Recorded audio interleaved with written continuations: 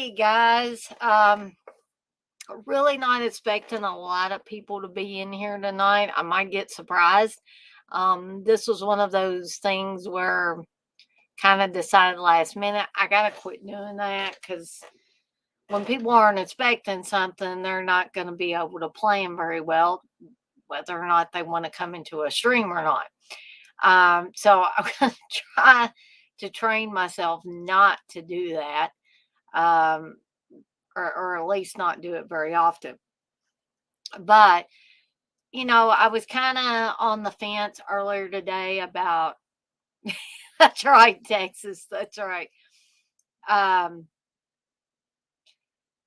Kind of on the fence earlier today about, did I want to do one? Did I not want to do one? I was feeling pretty rough late last night and again this evening, not feeling the greatest. Hopefully, my voice will hold out for this. I think part of the problem is I just talk too much in general. Um,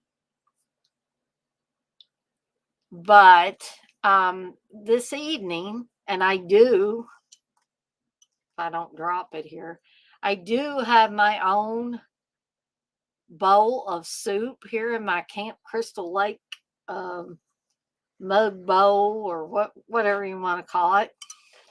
This is Instapot vegetable soup, which with me not feeling too great, I really wanted some soup, but I didn't feel like being a really intensive thing. So that's where the Instapot comes in handy. But as I was getting um, the stuff ready for the soup, and putting it in the pot, I was like, I did, something on the nostalgia factor and things like that. I've done streams on movies to watch when you're sick. Well, why don't I do a soothing bowl of horror? Just movies in general that part of it might be the nostalgia factor, part of it is just that even though they're horror movies, they're just soothing to me. So, they're movies that can make me drift away if I'm feeling stressed, make me forget about feeling bad, make me forget about a bad day at work, make me forget about a fight I may have had with Steve. Um, you know, just um, just a combination of soothing uh, behaviors, I guess, and soothing movies. And I'm going to, instead of going into the plots of the movies, which I think this group of movies I've got, most of you are going to know the plots of them. And I've talked so much about, Friday the 13th and, uh, Nightmare on Elm Street till, I'm pretty much blue in the face. So I thought, even though those types of movies do give me comfort watching them, they are nostalgic. I wanted to try to pick a little bit of a different grouping of movies here. And again, I'm going to explain to you why, exactly they are soothing for me. And maybe, some of you can mention some of the ones that, that soothe you after, if you're not feeling good, if you're stressed, if you've had a bad day at work, whatever. Um, X-Ray says, can't wait to hear about all the A24 and Jordan Peele movies that give Dana joy. Yeah, I don't think you're going to see any of those exactly, X-Ray, but maybe some of these you haven't watched in a while, and maybe make you want to pull them back off your shelf and watch them. Or it could be, there might be one or two here that I mentioned that you haven't ever gotten around to watching, and maybe y'all pique your interest a little bit. So, before I get started, I'm surprised that we got 6 people in here. I don't know if Uncle Bill is in here. He left a chat message at 7:26 that said he was glad I was on tonight. So Uncle Bill, I don't know if you're in here or not, but if you are, it's good to see you again. It's good to see Texas back in here. X-Ray, Davy. Though you guys are the ones that I see chatting. Um, I'm not saying that you have to chat. Hey, we got a new person in here, Rooster.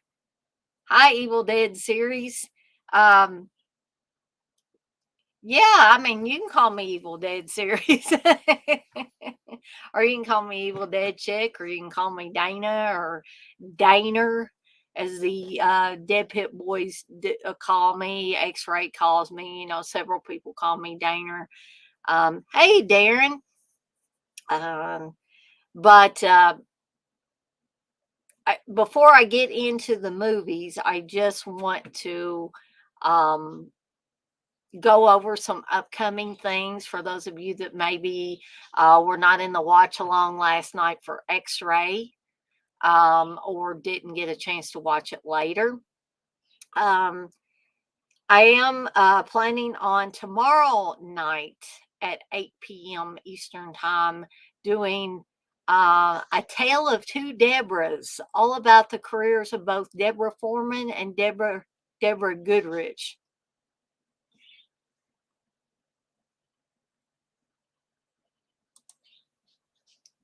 Rooster, you say sorry, the Evil Dead series of movies. Texas says, thumbs up the stream, you mofos.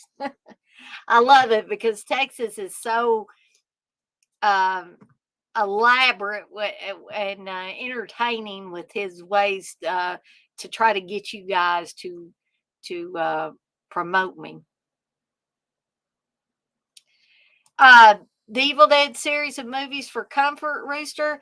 Well, you are going to be in luck because I am going to be talking about a couple of the Evil Dead movies.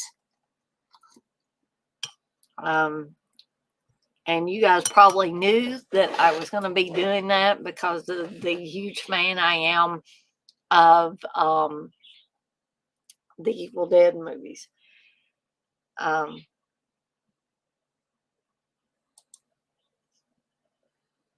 Bruce, you say if it's okay, Dana? Yep, exactly. That is perfectly fine. So I hope you guys don't mind if I'm partaking of my soup as I go over these movies here in a little bit. But anyway, the Tale of Two Deborahs, as I said, will be covering the careers of both Deborah Foreman and Deborah Goodrich. I was kind of hoping that Uncle Bill would join me for that. I don't know if he'll be able to, but the invitation is open. The invitation is also open for anybody else that would like to join me live on the stream tomorrow night to talk about Deborah Foreman or Deborah Goodrich or both. Or you can just come in the chat and hang out and listen to me blab about those two ladies. Tuesday, I'm going to try to do another There's Something About Tarantino. And Wednesday, TJ and I will be doing another installment covering the first half of the episodes for season 2 of Tales from the Dark Side. We're not going to try to do the whole entire season in one night anymore. We're going to break it up. I'm not sure what Brandon's doing back there. I may have to get up and go tend to him because if he gets too anxious, he might start barking or something like that and wake Steve up. And we all know we do not want to wake Steve up, especially on the night before he has to go back into work. Even though I have to go into work too, or I'm working remotely, but it's still work. And possibly, as long as I'm feeling okay, try to do another My Dinner with the Palma on Thursday. I was hoping Brandon would just take a little nappy because I've given him all his medicine stuff. So those are the things. Oh, and in addition, a Saturday, more than likely at 7 p.m. Eastern time, I will be doing a watch along for Schizoid. So we got all of that upcoming. And now I'm going to move on to the movies while I'm eating my soup as well. So the first one, and I just, these are not in any particular order except alphabetical order, the way I pull them off my shelf. So I'm not really ranking these, I'm just talking about each one of them. So the first one is Bloody Birthday. This is the Arrow release of Bloody Birthday. And we talked a little bit, or I talked about a little bit about Bloody Birthday during the X-Ray watch along, because Elizabeth Hoy and Billy Jacoby, who are both on this, are at the beginning of the horror film X-Ray. So, um, this is basically, a real quick and dirty plot synopsis for this, in case there's somebody that hasn't heard of Bloody Birthday or not seen it. It's kind of like a Village of the Damned scenario. These children, these three kids are born during an eclipse, which we're told later on in the movie that something should be missing from their personality. We find out that this is their conscience. They basically have no conscience. They can do terrible things to other people, even going so far as to kill them, and they don't feel guilty about it. So, Elizabeth Hoy, whose character is quite innocent in X Ray, is one of these children that does not have a conscience. Basically, this is part of the killer kid genre. And why does this one give me comfort? Why does a movie about killer kids give me comfort? And here's why. Again, a lot of this stuff goes back to the nostalgia. Because this is a movie that I watched a lot growing up when I was a kid. Um, in my video rental days and all of that. And so, it's one of those movies that I like to pull out when I'm just, if I'm feeling down the dumps, like I said before, or stressed, or not, just feeling kind of yucky, or, work's really wiped me out, or whatever. This is the type of movie that I can just put in and not have to think very much, and just kind of zone out of everything else that's going on around me, and just watch the film. And not a complicated plot or anything like that. And that is, you know, I'm not saying it's a dumbed down movie. I'm just saying it's not complicated. It doesn't take a lot of brain power to sit there and watch this movie. There's nothing really that you've got to figure out. There's no mystery to it. You know, from first off, that these kids are the ones doing the killing. There's no, mass killer or any kind of revenge scenario or anything like that. Hey, Blissful. It's just merely these kids with no conscience that are killing people. So just an enjoyable little slice of nostalgia for me. Takes me back to um, something else that I want to bring up. These movies all take me back to a carefree time in my life. Back for most people, when they're a kid, it's carefree. You're not having to pay bills. You're not, uh, generally, there are unfortunately a few kids that have to deal with serious medical issues. But for the most part, we don't have to deal with serious medical issues. Um, like I said, we're not paying bills, we're not paying the mortgage, we're we don't have jobs that we've got to stress about. We don't have spouses, we don't have children. We may have pets, but generally when you're a kid, you may have certain responsibilities with a pet, but you're not. It's not a worrisome thing for the most part.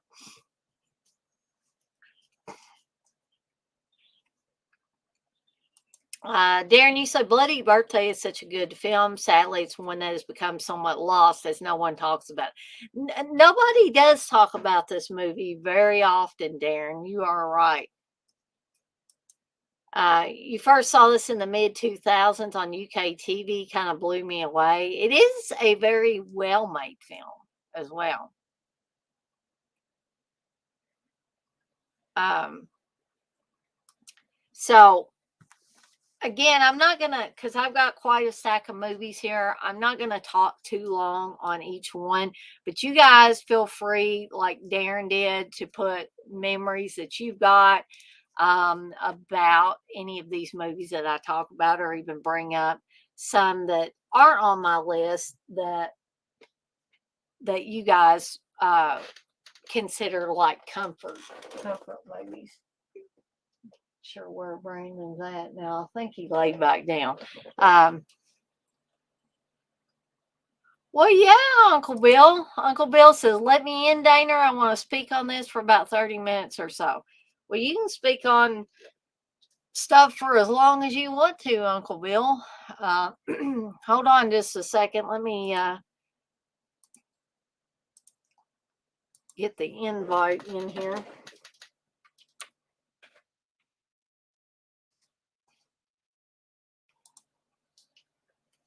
So there, I got the StreamYard link up there for you, Uncle Bill.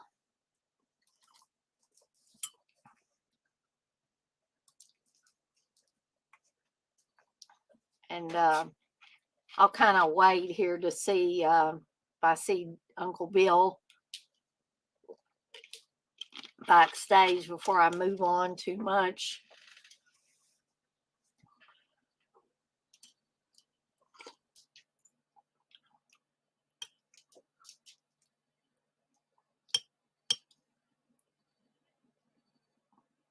I'm taking a few a few bites of my soup here.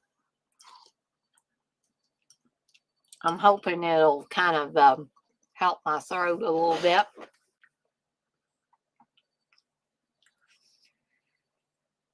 So I'm gonna kind of briefly go over this next one. So while I'm waiting for Uncle Bill, which the next one is Body Bags. Sorry for the glare there, everybody. This is the there's Uncle Bill. Okay, so I'm gonna go ahead and add Uncle Bill. Hey, Uncle Bill. What's up, Dana? Talking about the movies that give us comfort, like a soothing bowl of soup. Well, let me just listen. When I first saw the title of this, I was like, I'm not really sure, exactly what this is about. But let me just commend you because, like, when you actually started talking about what it's about, this is a really good idea for a show. Like, I like this. Oh, thank I you. like this idea. So I wanted to drop in and put my 2 cents in.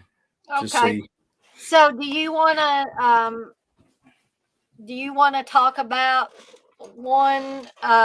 And I'll hold off on Body Bags and let you talk about one that you want to talk about that kind of gives you comfort or soothes you.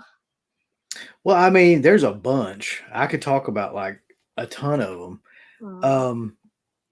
And we were going through a lot of X-Files episodes recently on the show that I've been doing with Mark and Jesus, I forgot the other guy all of a sudden. Rambo.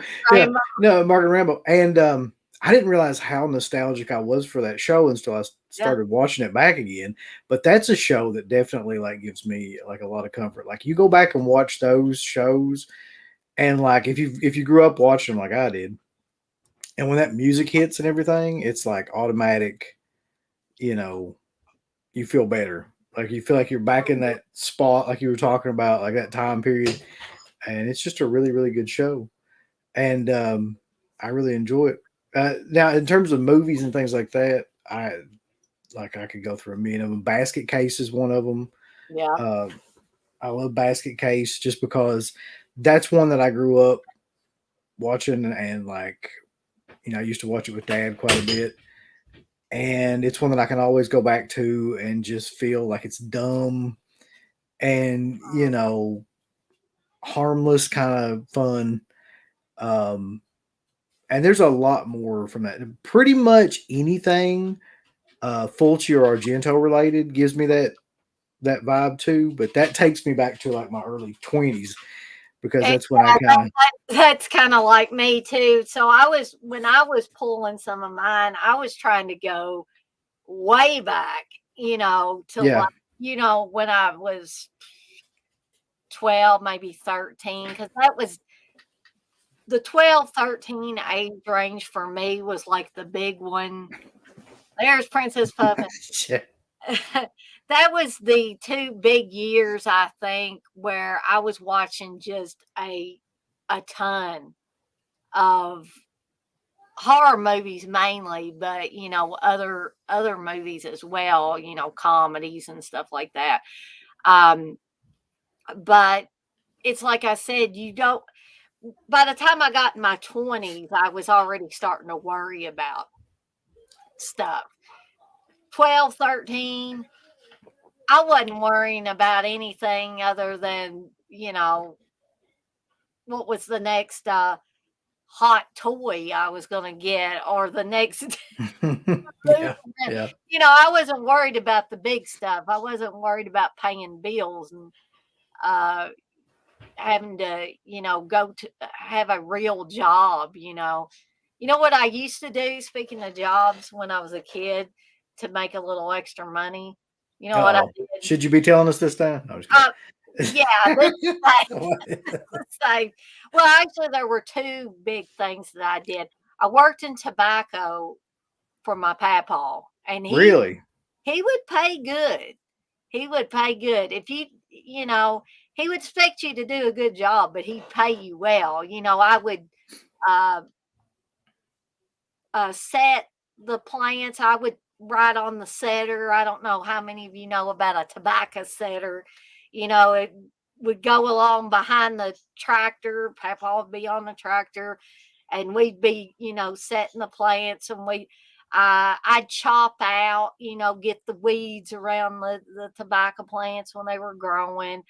About the only thing they would never let me do is like I couldn't spike it, because they thought that was too dangerous to spike it because you had that big old pointy spike and you would Yeah. slam the tobacco down on it. And I couldn't put it up in the barn, you know. Oh, okay. Yeah, where they hang it and everything. Yeah, my dad and some of the other men in the family would do all that. But yeah, I did that, and I also picked blackberries.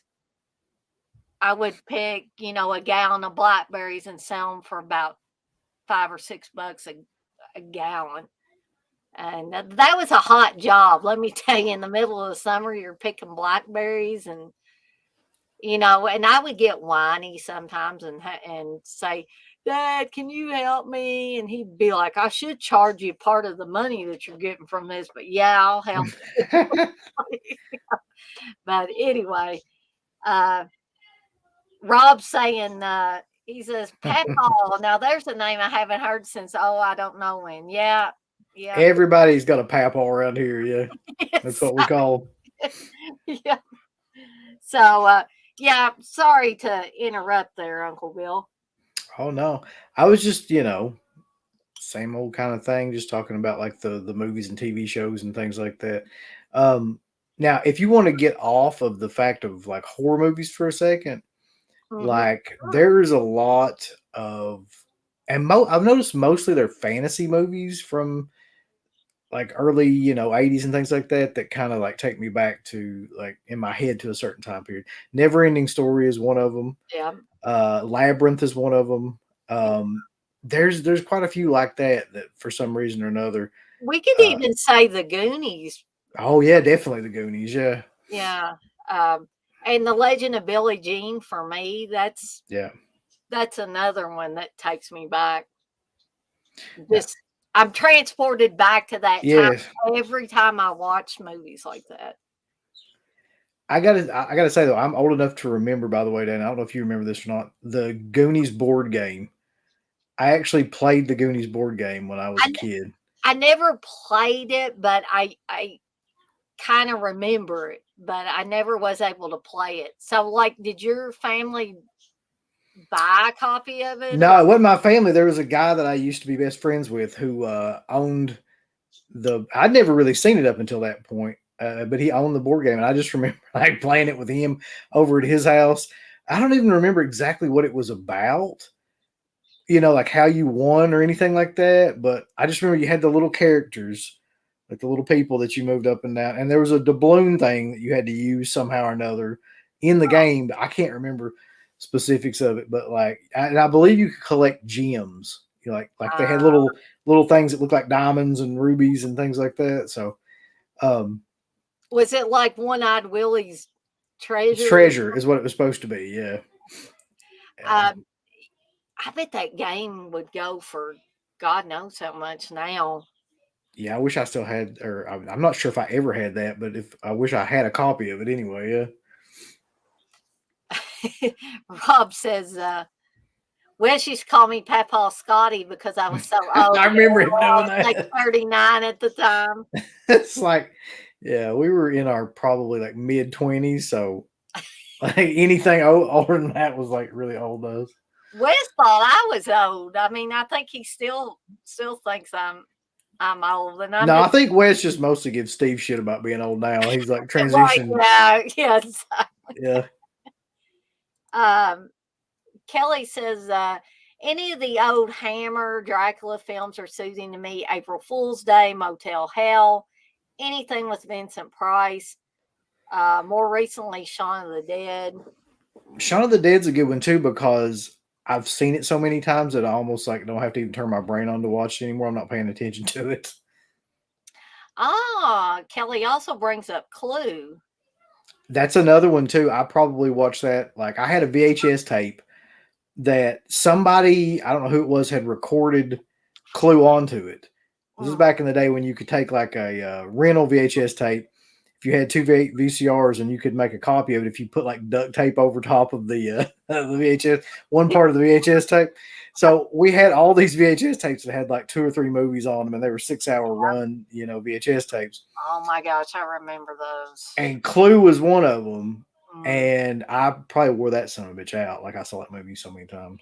Well, I had like back when I was recording stuff when it would show up on TV or whatever. I had Uncle Buck on there on a VHS tape, and we had the Wizard of Oz on there Yep. one time. I mean, just yeah, boy, this is cool because this is really it's taking me back even further Yeah. than I had originally intended. Now, Here are the ones I remember though, real quick. uh, Like off those VHS tapes. I remember we had one that had 48 hours. It had Trading oh, Places. It must have been like an Eddie Murphy mix or something. It had 48 hours and Trading Places and something else. Maybe the Golden Child. That might have been the other one that was on it. And then I we was had the Police Academy movies. Like I remember having those on yes. VHS, like recorded on the VHS tapes. Um, oh God, what were some other ones too? Like everybody had Annie back at that time period because Annie was like fucking like the biggest movie ever in 1980. What was that, 2 or 3 or so? I can't even I think remember, it but was 82. yeah. So everybody had that on some That sort of was like copy. that was the feel good. That was kind of like the feel good movie. Somehow or another, that movie was like, in that Wayne's World skit, Frampton Comes Alive. Like you just got issued Annie if you were born in the 80s. Like you're just like, here's your social security card and a copy of Annie. Like, uh, Yeah, yeah, I there still kind of like it because it's like imprinted into my brain. Annie and movies like that were always, I don't know, as a kid, it made me feel empowered. Because look, here was Annie who was just a down and out orphan at the beginning of it and being put upon by Carol Burnett and just basically everybody else that was the baddie people in that movie. And then here comes Daddy Warbucks, Hmm. the richest guy ever, and he picks Annie out of all these little orphans to take away from all that. And yeah, just talk about empowerment movies for kids. There's a ton of those. The Goonies was an empowerment movie for kids. It was, yeah. Oddly enough, that was a big thing in the '80s. Though they had a lot of movies about kids that would rise up to take over some sort of problem or something like that, or like take control of their destiny. I don't know what the zeitgeist was at that time. I miss that though, and I couldn't see that coming back now just because the generational dynamic is all different. Um, yeah, could you see kids now being that concerned about losing their house or something that they would go on a treasure hunt for one-eyed Willie's treasure? No, they'd be like, Kids don't go on treasure hunts anymore now, unless you're playing fucking Pokemon Go. They don't go anywhere. That's just the way it is. Rob says, now by comforting, do you mean that warm, fuzzy nostalgia feeling or something that gives you comfort when it probably shouldn't? Well, we could mean either one, Rob, because, a lot of this stuff is kind of a warm, fuzzy nostalgia feeling. But sometimes it's just like other people might look at it and say, why in the world, why would that movie give you comfort? And so that's why I'm giving a little explanation on some of these movies. Um, Blissful and Kelly were talking about The Big Chill, which is a movie I really, really like. I don't know Yeah. if you guys like it. Oh, I love The Big Chill. That's a movie a lot of people have completely forgotten about for some reason, but it had like one of the best casts of any movie, Oh, yeah. especially for that time One of the period. best soundtracks, too. Yeah, yeah. That was before that movie probably influenced more movies in terms of like taking older songs and putting them into like a soundtrack, like real, pop songs and things like that from other decades and putting them into soundtracks. I don't think that was done that much before The Big Chill. Now, that did have an amazing cast, though, because you had Meg Tilly was in it, Jeff Goldblum was in it, Glenn Close. Help me out here, Uncle Bill. Uh, John Hurt, yeah, um, Kevin Kline. Kevin Kline. I mean, it was pretty much stacked, top to bottom. What was the one woman? Oh, she really hasn't done that much anymore, but Um, she oh, crap. she was one of the other ones. The Jo main Beth Williams, wasn't she in it? Jo Beth Williams was in it, yeah, but she's not the one I'm thinking of. I'm thinking of the other one. Not Glenn Close and not Jo Beth Williams, but the one that's like Uh, she smokes the weed in yeah, it and gets all like, she's smoking with John Hurt. And yeah. The get, hell was her name? She's not as popular as the rest of these people, but she was great in that movie, though. yeah, and it's awful. I'm totally forgetting her name. I'll probably, I want to say it's something Mary Kay Place, yeah, something yeah, like that. that's Yeah, it. That is it. yeah. Um, let's see. Rob says, I'm kind of messed up, but I find a lot of Cronenberg really comforting, especially Dead Ringers. The pacing really relaxes me. No, I don't consider you messed up. Now, somebody outside of our circles might say that's messed up, but I definitely don't think that's messed up at all. Blair, you say, hey, Dana and Uncle Bill. Uncle Bill, do you have a good horror movie convention story? I mean, I've got a lot of good horror movie convention stories, but I don't know how many of them I want to share. A lot of them are pretty out there. Um, let's see if I can think of one that's like PG or PG-13. Uh, that was one time, man. I probably shouldn't even be talking about this one, but it was so Is fucking this funny. before or after I started going to the horror convention? I honestly can't remember if you were at this one or not. And I don't even remember where the show was now. I just remember that there was a couple, and God forgive me because I've also forgotten their names at this point. But me and Wes went down to their room for like an after party kind of thing. Was this the absence story? No, Oh, no, okay. It's we've told the absence story enough times that everybody should know. Me and Wes, me and Wes went down there, and you ever like, I mean, he and I are. You ever gotten into something and like you know in your head that you're getting in something you shouldn't be getting into, but like you just kind of you can't once you're in it, like you just have to kind of see it yep. through. So me and CK West, like we're not um weed people. We're not marijuana people. We you know probably in the entire like last 20 years I've probably smoked weed. I don't know, maybe a handful of times, right? So we were up with these two people that were like really everyday hardcore I think I may smokers. know who this is, but I'm not going to mention. Yeah, there ain't no sense saying who it is anyway. And we're in there, and like you know, they're like, "Hey, you want to hit this?" And we should have known like right then and there, like we are not like that's not our thing, right? Mhm. And we should have been like, okay, these people clearly know what they're doing, and we don't know what we're doing, and we should probably not do this because whatever it is they're smoking is going to be like really good, and we're not going to be like able to handle this, right? So, but we didn't do that. What we did do was like smoke way too much of it, and the only thing I remember is that like we got way too high, and we were running around the convention like because we thought I thought the police were like trying to arrest us or we're gonna like see us out there and stuff. So we're like hiding like in the elevators and stuff, going up and down the elevators because we forgot where our room is. And then we would get out of the elevator and we would like walk around and forget like you know what was going on. And we were super like paranoid and freaked out that like somebody was going to notice like how high we were and like we were just running from like spot to spot, hiding behind bushes and shit. And yeah, that was a good time. I glad that I don't need to relive that again. But yeah, Yeah, but it makes for a good story, doesn't it? yeah. There's a moral to that story, which is just when you're Don't in a situation when you know you're in over your head, just don't make it worse. Just don't do anything. Just fucking just sit there and be like, "No, I'm good."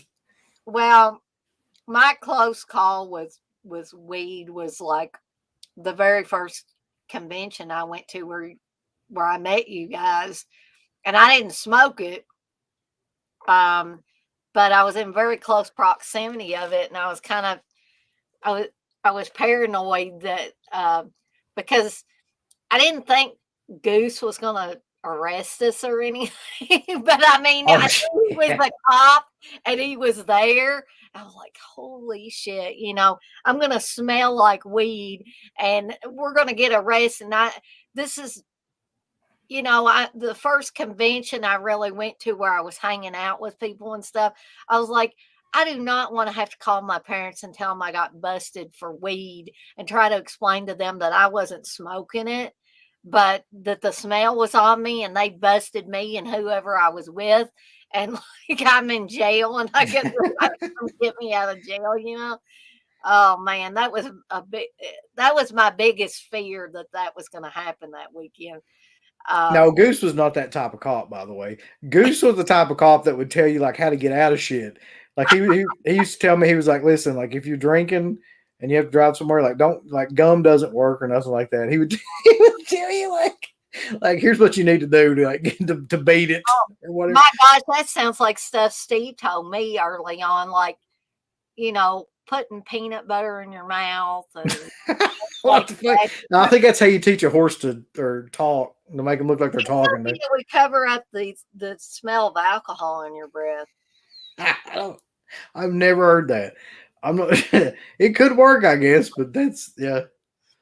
Here's one time too, man, when back in the day, it's probably like I want to say probably 2009, 2010, something like that, where he like came over and I don't remember what the hell we were doing, but then he was like, he's a cop, and so he was like, he's like, I'm starving to death, man. We gotta go get some pizza. I'm like, dude, I'm messed up.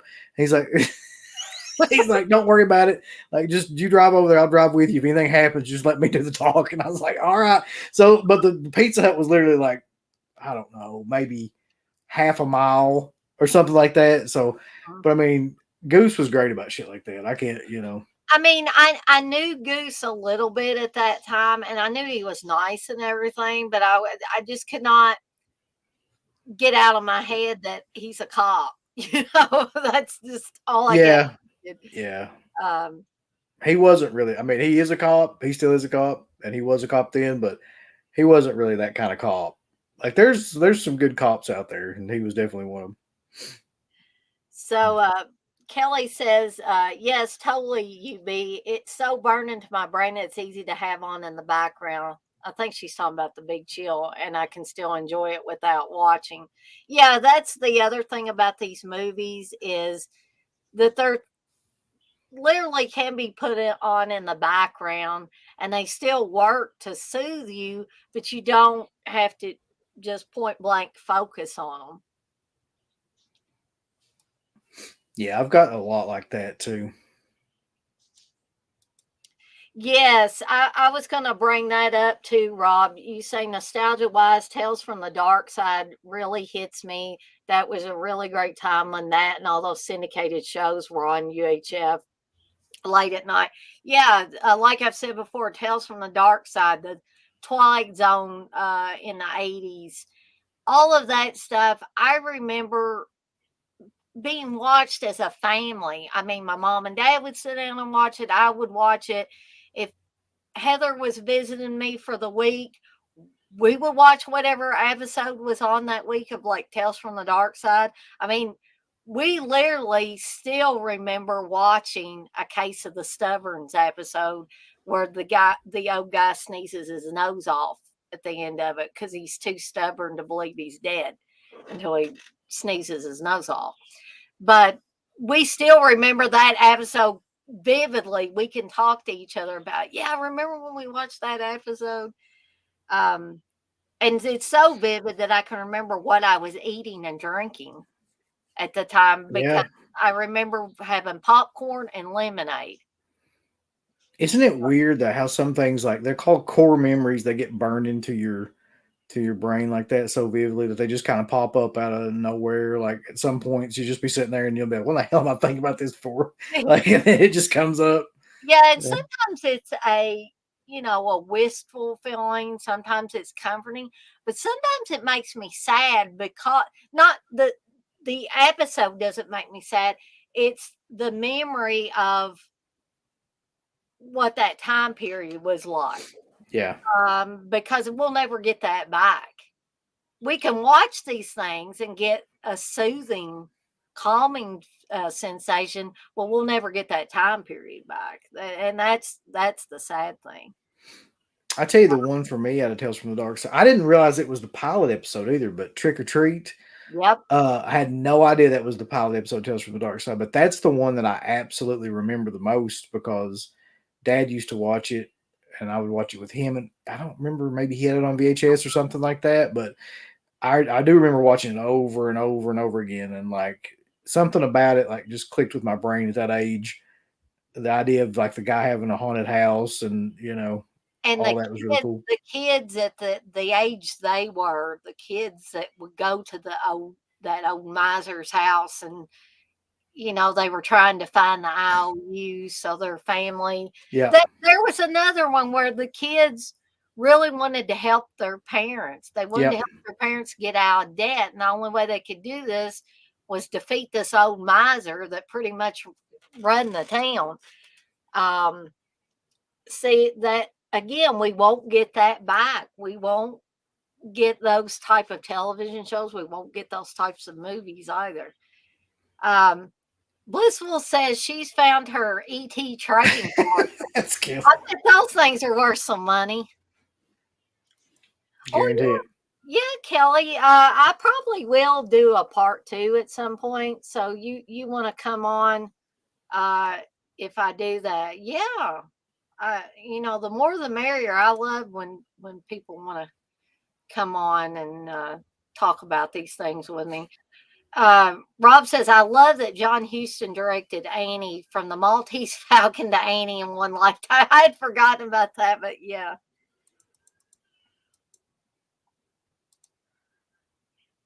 Texas says that scene with that woman getting killed with Yeah. a leg of lamb while watching Annie and Serial Mom.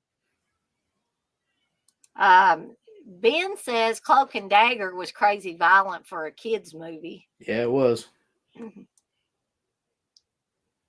Rooster says for nostalgia, Friday the 13th, the original, I seen it when it came out in the theaters.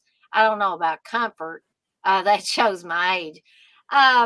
Yeah, but like I said earlier, I'm glad that you brought that up, Rooster. But the reason why I'm not bringing it up this time is because I feel like I've talked Friday the 13th to death. I've talked Nightmare on Elm Street to death. And so I was kind of trying to switch it up a little bit. Texas says, I like The Big Chill, but I really love Breaking Away and Fandango. I haven't seen Fandango, but I love Breaking Away. Steve actually got me a HD copy of it that I've watched several times. Now, Uncle Bill, have you seen Breaking Away? I don't think so. What's it about? Uh, let's see. It's basically about these guys that are they grew up in this small town, but they're really close to um gosh, what is it IU that's in Bloomington? Which one of the colleges is in Bloomington? Yeah, I think that's it. Indiana University. Okay, so they're in a small town just outside of Bloomington, where the college is. So they're like the outsiders, but then you got the preppy college students who are kind of interlopers who kind of take over, and you've got the really, like you've got some guys that are real dickheads that kind of like pick on these other guys. And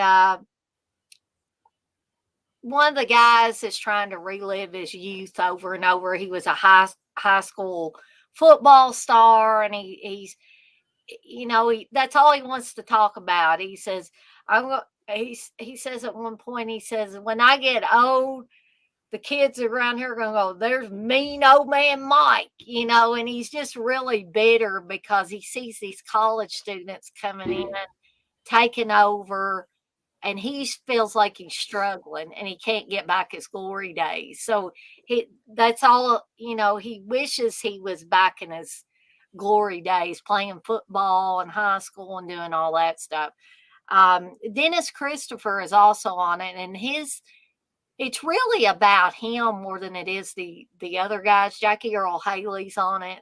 Oh, Jesus. Well, but this is a good role for Jackie Yeah. Earl Haley because he basically he's got a girlfriend who really wants to get married, but before they can get married, he's got to be making some money. And every job he goes to, he ends up either getting fired or leaving. And so he gets a job at I think like a car wash or something. And the boss calls him Shorty. And he gets mad and punches his fist through the time clock and walks away, because he doesn't want to be called Shorty. But his girlfriend is the girl that plays his girlfriend is the girl who is the babysitter on the Amityville Horror that's taking care of Amy, the one that gets locked in the closet. Yeah. So she's the one that plays Jackie Earl Haley's girlfriend in that. But Dennis Christopher is a guy that loves the Italian bicyclists. And he gets so excited because he finds out that the Italians are coming to Indiana and they're going to ride in this big race. And he's been training for God knows when. And he goes around acting like he's Italian. He tries to talk in Italian. He wears Italian clothes, and he even has this college girl that he's just in love with. He even has her fooled into thinking he's an Italian, like an exchange student. And so he sees the Italians when they finally get to town, and he's on his bike and he catches up to them, and they're real dicks. They turn out to be real dicks to him, and like basically cause him to fall off his bike and stuff like that. And so he goes home, he tears all his Italian bicycling posters off, um, and it's just I don't know. I really like that movie because it deals with young people and the different struggles that they have. I Uh, know I've never seen that now though. I gotta try to find it. yeah, you should be able to find it pretty easy, I would say. Um, Blissful says Texas Breaking Away is on my top 10. Uh, Rob says The Big Chill was written and directed by Lawrence Kasdan, who wrote Raiders of the Lost Ark and Empire Strikes Back. That's insane to think about, but yeah. And Blissful says she loved the one-liners in The Big Chill. Yeah, there are definitely, and they're escaping my mind right now, but I love that movie so much that Steve actually got me the Criterion version of that for Christmas one year, and I also bought the soundtrack. It's used. Found it in a used record shop, but yeah, 71. I am live. Welcome to the party. Yeah, Kelly, I do. I love Jeff Goldblum and his wit. And I've said this about Jeff Goldblum before. In every movie that Jeff Goldblum is in, it doesn't matter if he's trying to play like a cool guy or a sexy type guy, because he's played all different kinds of guys. He's played nerdy, scientific like guys. He's played, like in Earth Girls Are Easy, he's like this sexy alien type. On 9 Months with Hugh Grant, he Oh again yeah. he's the kind of ladies' man type of guy. But in every movie that I see him in, he's got that nervous behavior. It doesn't matter what It's character he plays. that's kind of his gimmick, yeah. Exactly. But I love Jeff Goldblum. Let's see. Trying to skim through Uncle Bill, if you want to talk about another one, while I'm scrolling through these. Another one that's near and dear to me from that time Yeah. period. Let's see. We talking about horror films or just films in general? You can talk about anything you want. It doesn't. We don't have to stick to horror because we kind of got off topic anyway. So I like that though.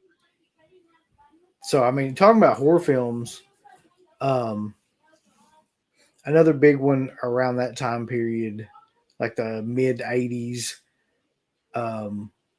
would have been a lot of the Fred Decker stuff, like Monster Squad, Night of the Creeps, and stuff like that.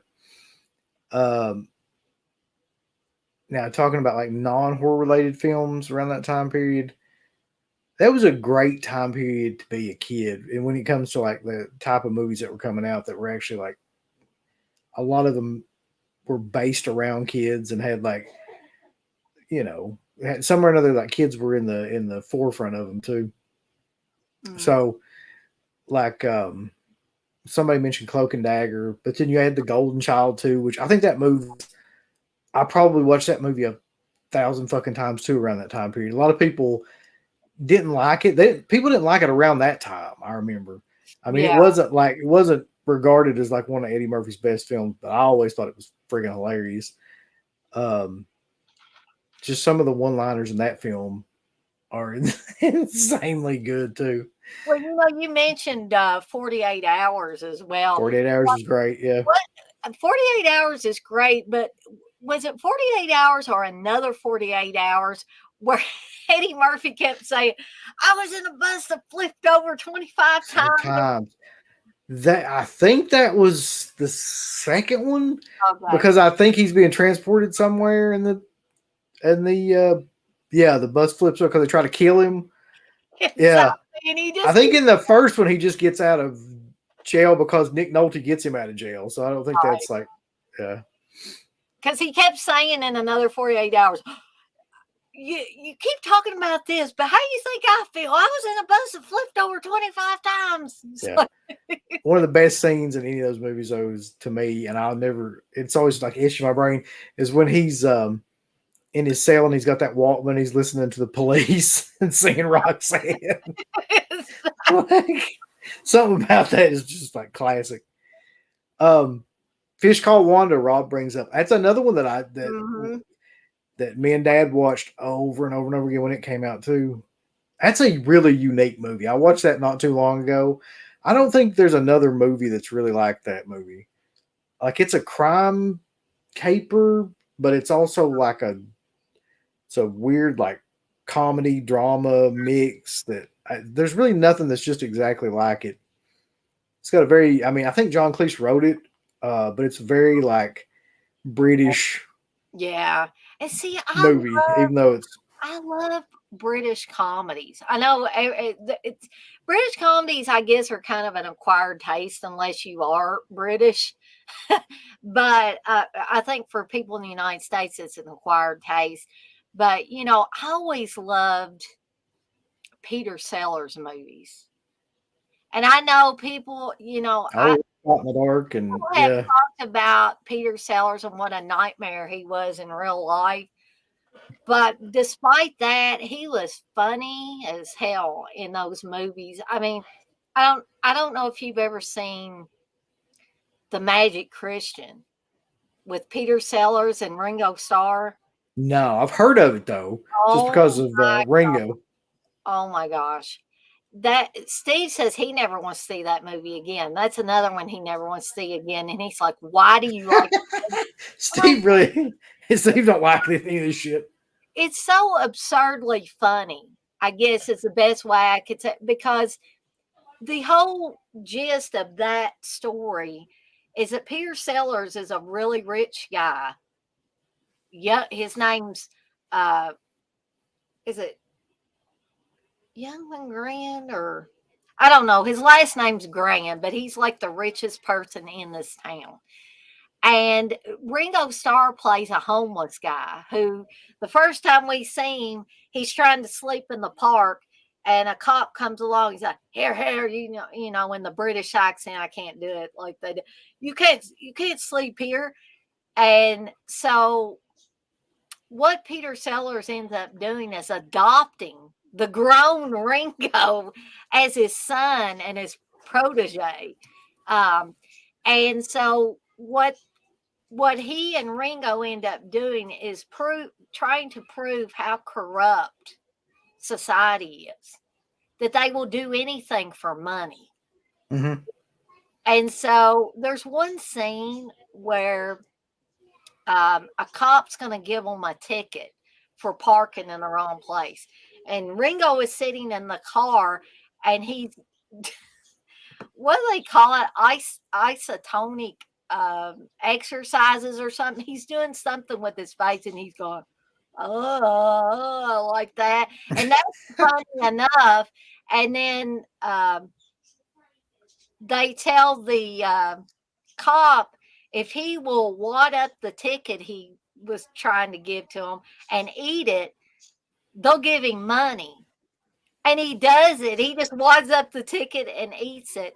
They have people, a bunch of businessmen, get into a vat of the most disgusting looking stuff ever. I don't know what all they had in there, but they put money in there. And these businessmen in their three-piece suits get in there, get underneath of it, and just to get that money. They have two boxers in a fight in a boxing match, um, start kissing each other live on television for money. What the fuck? Have a guy tearing up a priceless work of art, like a painting, uh, or they get this guy to let Ringo like cut pieces of this painting out, and the other guy's just like, when he's putting up this priceless painting. But then it all culminates in, I think, Christopher Lee's at the end of it, Of and course he is. Yeah, like there's he is a vampire on this cruise, he would be. and it's like all this crazy stuff is happening on this cruise ship, and everybody thinks they're out to sea, but they're not. They've never left the dock or whatever. They're still there, but they thought they were out at sea, and just insanely crazy stuff is happening. They're on a train, and the a priest gets sucked through the wall of the train, and it's like he's in a nightclub, and there's like people dancing around, and Badfinger music is playing. I don't know if you've listened to any Badfinger music, but Oh really yeah. it's great. But anyway, yeah, that's a crazy, just madcap, hilarious movie, in my opinion. Well, it's funny because it reminded me of another like set of awful like comedy movies that I used to watch incessantly when I was a kid. And I don't know how many people remember these movies, but these have to be like some of the first, like what you would call like parody movies, I guess. So back in the 80s, I think it was the 80s, I'm pretty sure it was like the early 80s, they had two different sets of movies. One was called They Call Me Trinity, and the other was They Call Me Bruce. Now, or they still call me Bruce or something like that. Mm, So Trinity was the comedy version of Clint Eastwood's character in the Good, the Bad, and the Ugly films, and of course, They Call Me Bruce was like a Bruce Lee yeah. parody ripoff or whatever. Steve may have saw that one. I And don't. I swear to God, man, like those movies are awful now. Like you go back and watch them, you're like, why did I like incessantly watch these movies? But I did though. I watched those, and they had like a couple of them. I think there was like They Call Me Trinity, They Still Call Me Trinity, and then like Trinity Is Still My Name or something like that. Like, You know what? You brought that up. Back when I was at my first library job and I would process interlibrary loans, somebody asked for those movies through interlibrary loan. I think I was able to get maybe a couple of them, but the guy that was the lead in that, the guy playing Clint Eastwood's role, or whatever. I don't know who that guy was, but he was great. Like in that role and as like a comedic actor. I'm not sure who he was exactly. And then there was the big guy that was I think the big guy in those movies is also the guy that was what's the guy in Popeye, the main villain guy in Popeye. You know the Robin Williams movie. oh, I think he was that guy too, but I'm not entirely sure. Bluto or yeah, is that his name? Something like that. Anyway, yeah. um, but those those movies were just ridiculous, kind of fun movies. And I can't believe, Rob, that you brought up Foul Play because I swear to God, um, I Oh, was thinking about Foul Play when somebody else had brought up Modern Problems, and I was like, in my head while when I read it, I was like, well, like for me, it's Foul Play because that's the one I watched the most when I was growing up yeah, and too. then those Chevy Chase movies, the Fletch movies. You Oh, remember Fletch is those? amazing. To still this day, that and Spies Like Us. Like Spies Like Us may be one of the best kind of like slept on movies that like people know about it. Like maybe if you're from the 80s now, but it doesn't get not it doesn't even get the recognition like Fletch gets now. But Mm. that movie has some of the funniest scenes still to this day.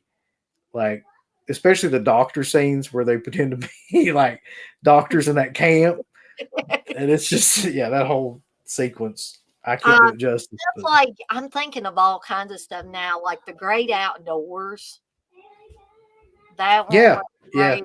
Um, I mean, the first time I watched Uncle Buck, I love John Candy, and so like, I guess John Candy had been around for a while at the point that Uncle Buck was on, but then I went back and watched like older movies with John Candy in it. I'm trying to think of that one that I really really liked, where they were on vacation.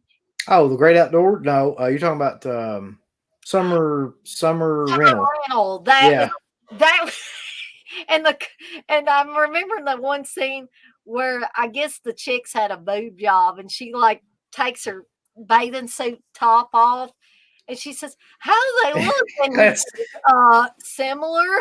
yeah, It's like, that's amazing. we don't get comedy like that anymore. I mean, Rip Torn is in that movie too. At the end, he's the pirate that that's right. helps him with the boat or whatever. Yeah, that's a great movie too. Yeah, that's Nobody really talks about that movie anymore either, but it's great. no. Um, Golly, and I've talked about this one before, but Bachelor Party. Yes. This is early Tom Hanks stuff here, Yeah. guys. I mean, and Adrian Zemed, and I've talked about this before, but Adrian Zemed is hot in that movie. I don't care what anybody says. Yeah, he's hot as hell, When, man.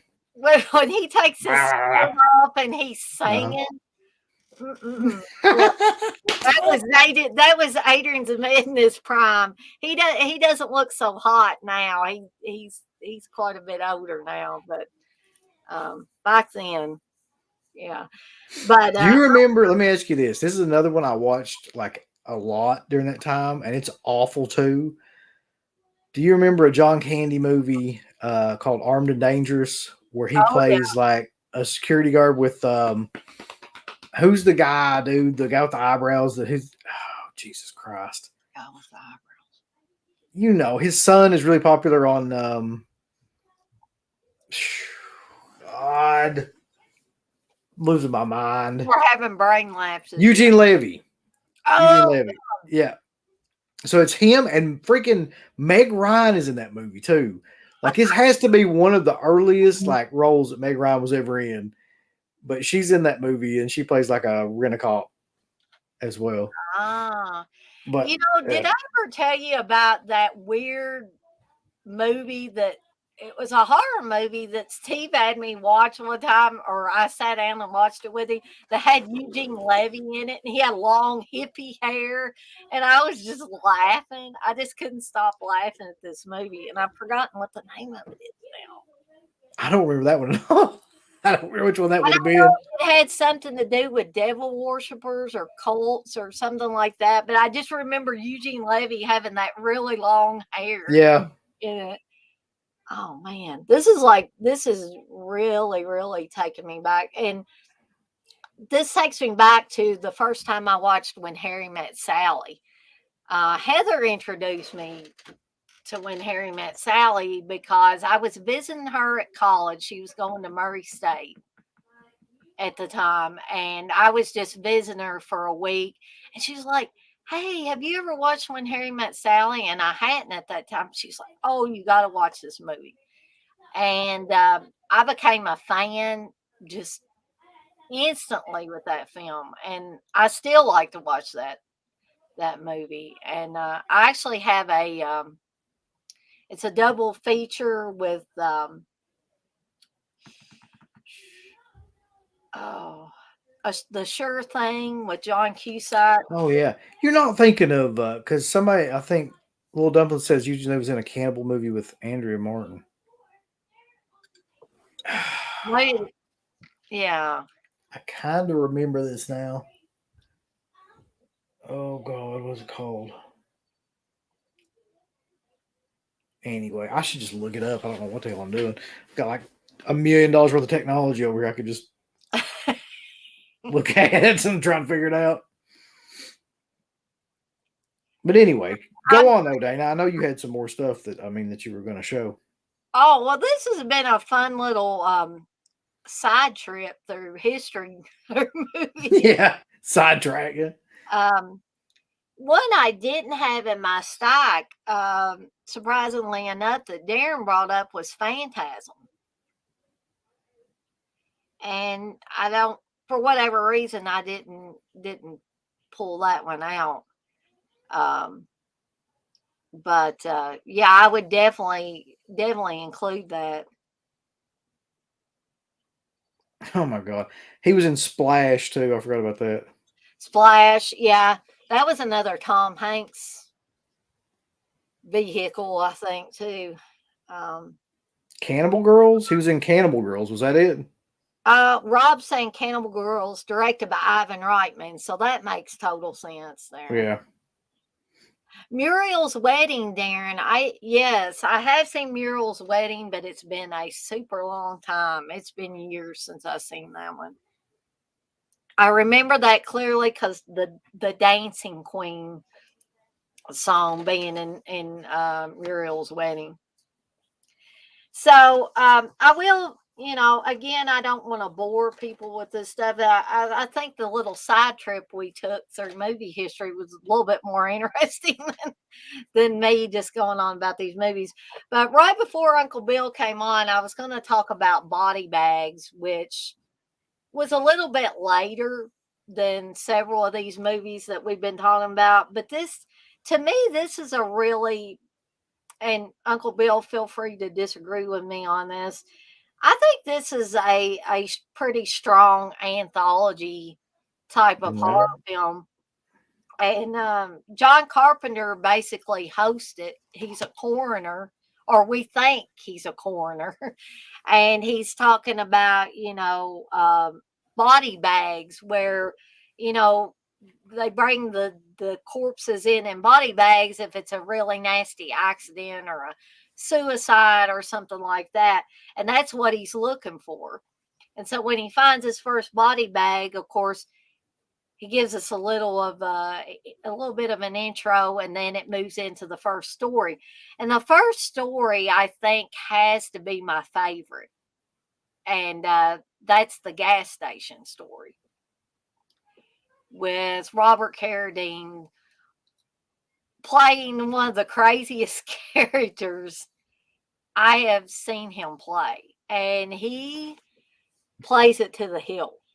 And I know Uncle Bill knows what I'm talking about Oh yeah. with this one. I honestly though, like the one that always sticks with me is Stacy Keach, just because that one is so That one's hilarious, though. just out there. Yeah. I like all those in that though. Like I think that's I a like solid. all of them. I think Yeah. it's a solid anthology movie. I really do. And I think that John Carpenter could have done that character. I mean, he basically looks like that now without any makeup. He could just go on and like, Yeah. continue to do that character forever now. And Which I how the fuck, by the way, I've always tried to figure this. How did John Carpenter outlive like every one of his contemporaries? That son of a bitch smokes probably like two or smoke. three packs a day for 40 years. Maybe it's all that weed he smoked. But Toby Yeah. Hooper, he smoked a lot of weed too. So I don't know. I can't figure it out because he just I mean, he's looked like he was 50 since he was 20. And but he will not go into the light. He's just stuck in some sort of netherworld, I think. And the other thing I like about this anthology film is the little aha moments, the cameos. Wes Craven shows up in the gas station episode as a somebody that wants to buy.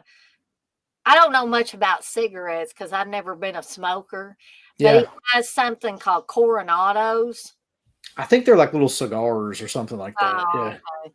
And he's referred to, I believe, as the pasty face man because they don't really give him a name.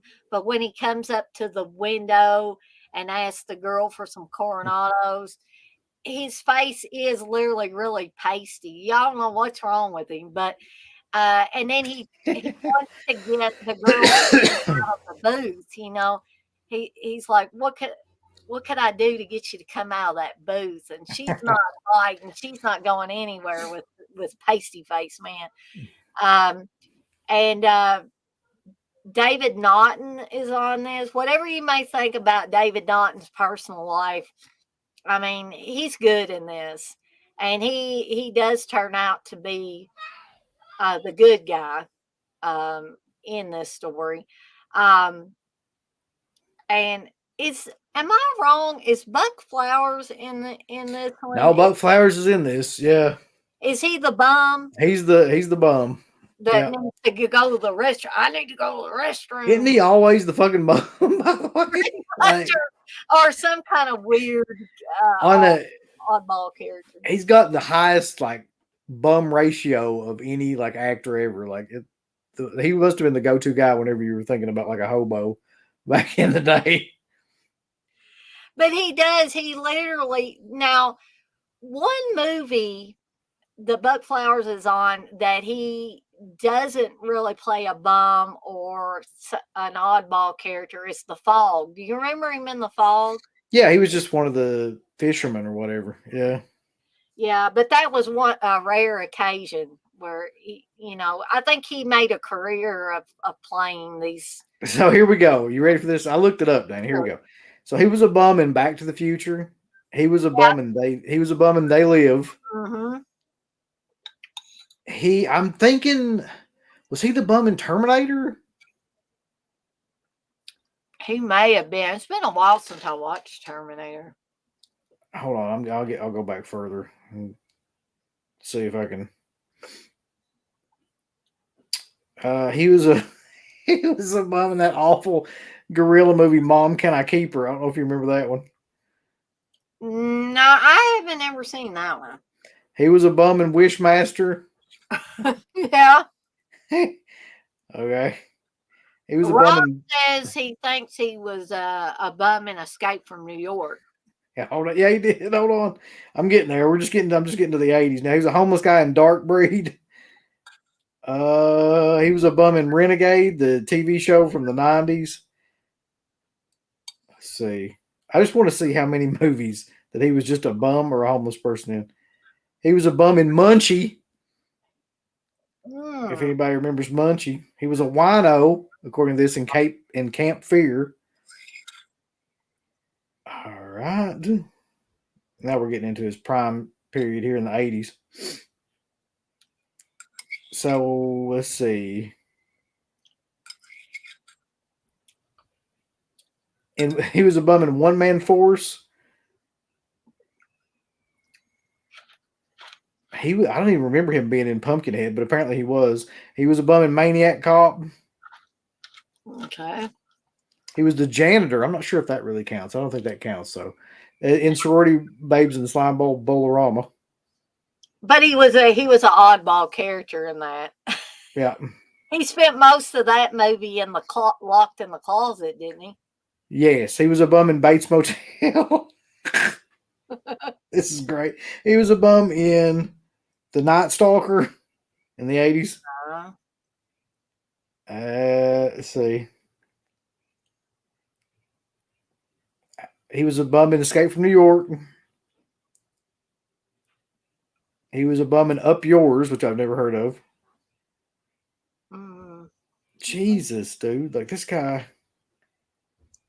So yeah, then you go into the 70s, and apparently in the 70s, he wasn't a bum. So somewhere, wait, no, he was. In Ilsa, Harem Keeper of the Oil Sheiks, he was a bum. 1976. That may be the earliest recorded George Buckflower bum role. mm. Nope, I'm wrong. In 1975, he was a drunk bum. Wasn't he in am I wrong? Jeez. Was he in cheerleader camp? Hold on. What year, Dana? Was that 87, 88? That sounds about right. Let me look.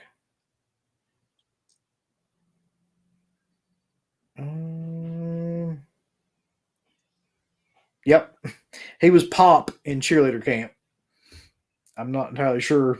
Yeah, I don't think it was a bum character, but it was one of those weird characters. I think he was one of those guys that was kind of looking through peepholes at those cheerleaders and stuff. Um,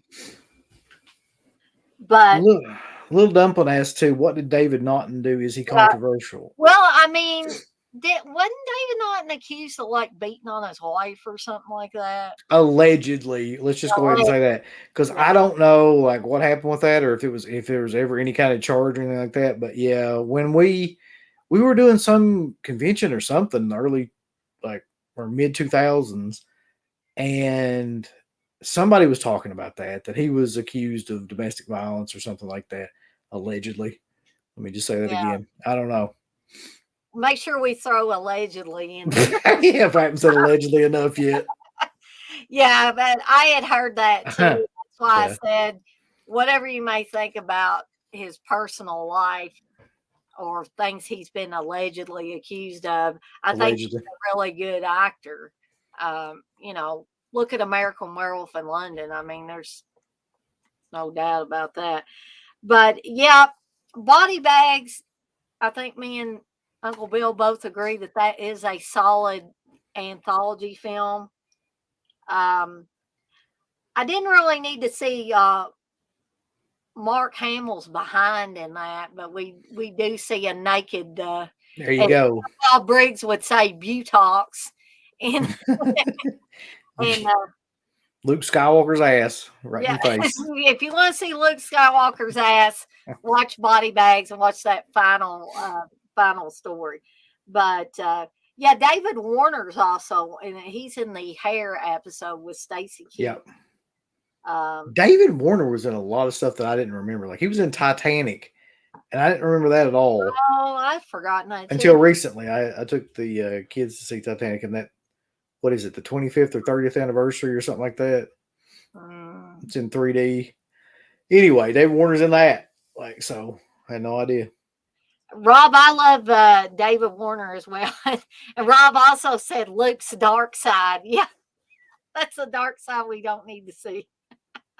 I think that he is insanely underrated in Waxwork. I Mm. think that's an amazing performance and role for any movie. He's really underrated in that movie. Rob brings up another movie too, Time After For Time. Does time, that yeah, have Malcolm McDowell in it? Or am I thinking of another movie? you may be right. Dan, what was the one? Shit, what was the one with Christopher Reeve? So Rob's saying, yep. Yeah. So I guess I've got that right. Okay, what was the one with Christopher Reeve where it's got time in the title and he like has to go back through time to? This was early '80s. I'm thinking I'm totally maybe late '70s. drawing a blank on that one, Uncle Bill. Shall we Somebody in here's got to know. or somebody does know? Yeah.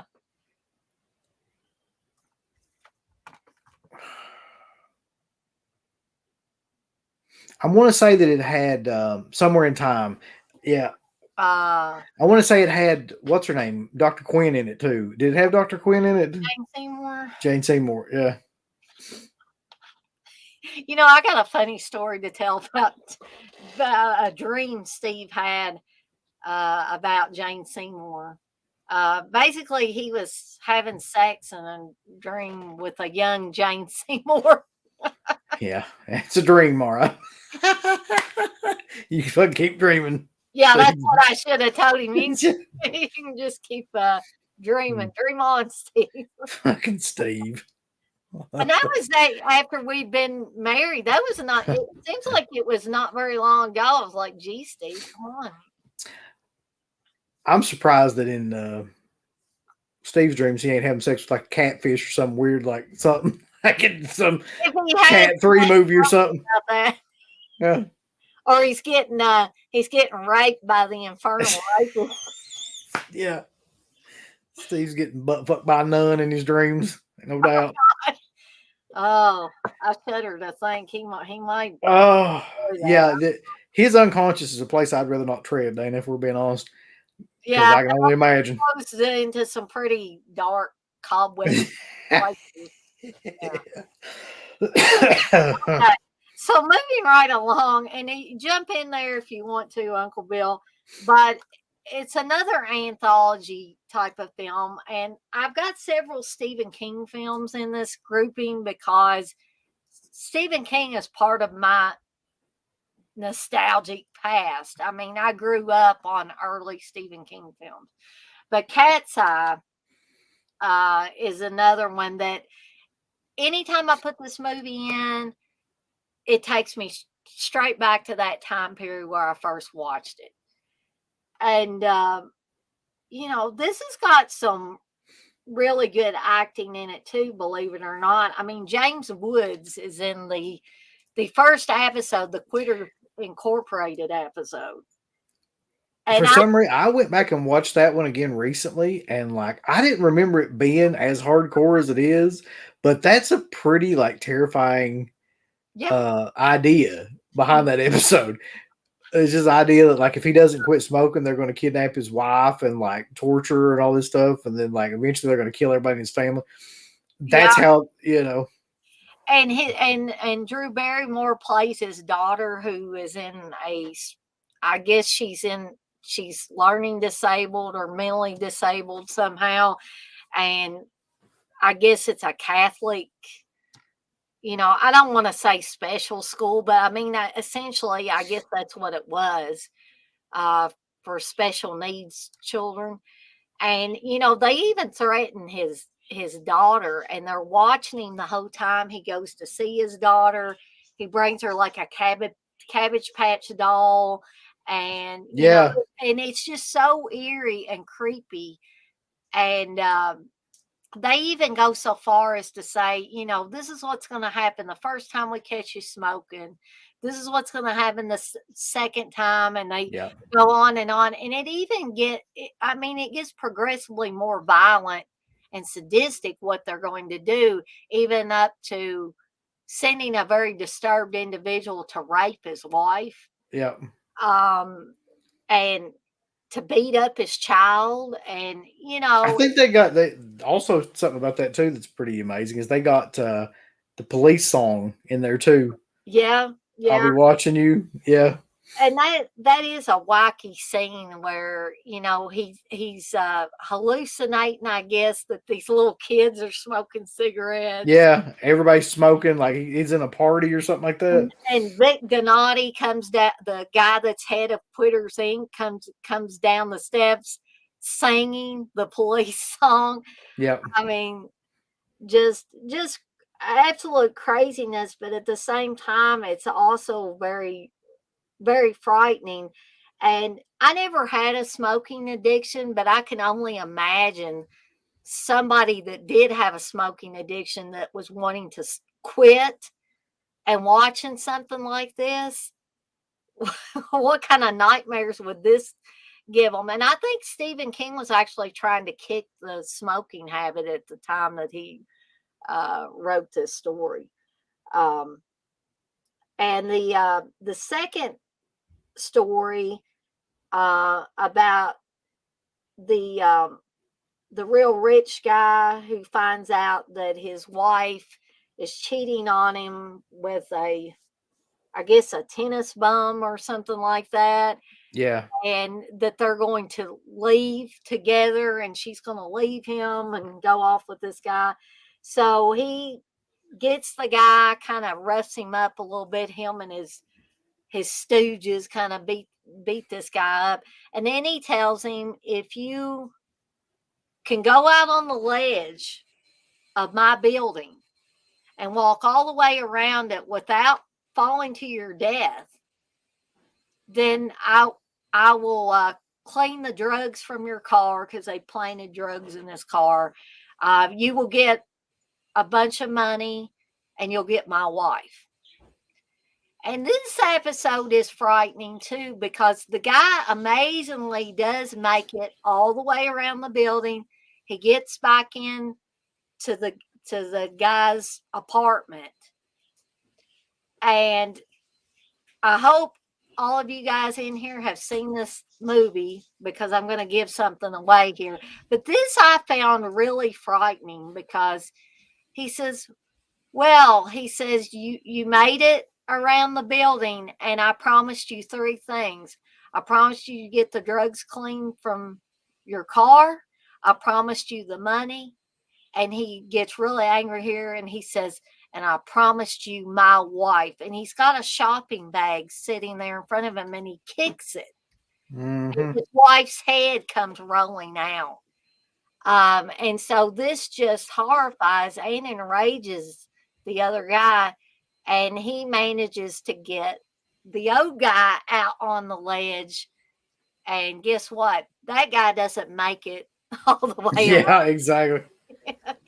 So, but the one scene where he kicks the shopping bag over and his wife's head comes rolling out is, I just find that kind of frightening, especially for this movie, which is PG-13. I mean, this was That's crazy. That movie should not a not be rated PG-13. So that leads us to the final episode, which Drew Barrymore basically stars in, and she finds the cat, and we find out slowly that the cat is trying to make its way to her through the wraparound Mm-hmm. to keep her from being killed by some little gremlin like Like a troll. little troll. Yeah. That's wanting to steal her breath. But everybody thinks the cat is trying to do it or something. Yeah. I had never heard that about cats. I hadn't either until I saw this movie, and then like you become terrified of it after that. Exactly. But yeah, this one again, I think this is a pretty solid anthology film. I think they picked good Stephen King stories to put in this one. And this one was directed by Louis Teague, who I believe also directed Cujo. He did, yeah. So he was kind of And Alligator too. An Alligator. So he was kind of in that certain space of time. He was doing a lot of animal type of films. But hey, Menilec's in here. And old Curly Jaws. What he says? What drugs? I don't know. I think it was cocaine, if I'm remembering right. Probably. But But listen, I'm gonna pop off here though. I just wanted to come in for a little while. sure, yeah. But I appreciate it, and I'll catch up with you soon, Dana. Okay. All right. Have a good night. See ya. All right. Bye bye. Okay, guys. So I hope now that I was glad that Uncle Bill came in for a little while, but I hope I don't lose all you guys because Uncle Bill left. I know he's definitely more entertaining than I am.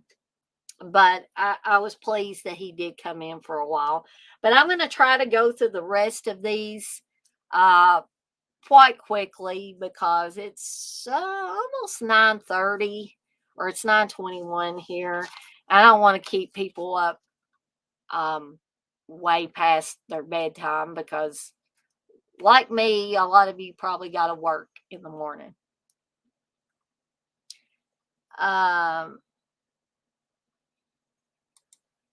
Oh, Curly Jaws, you say Cujo 2 needs Goldberg, jackhammers the dog.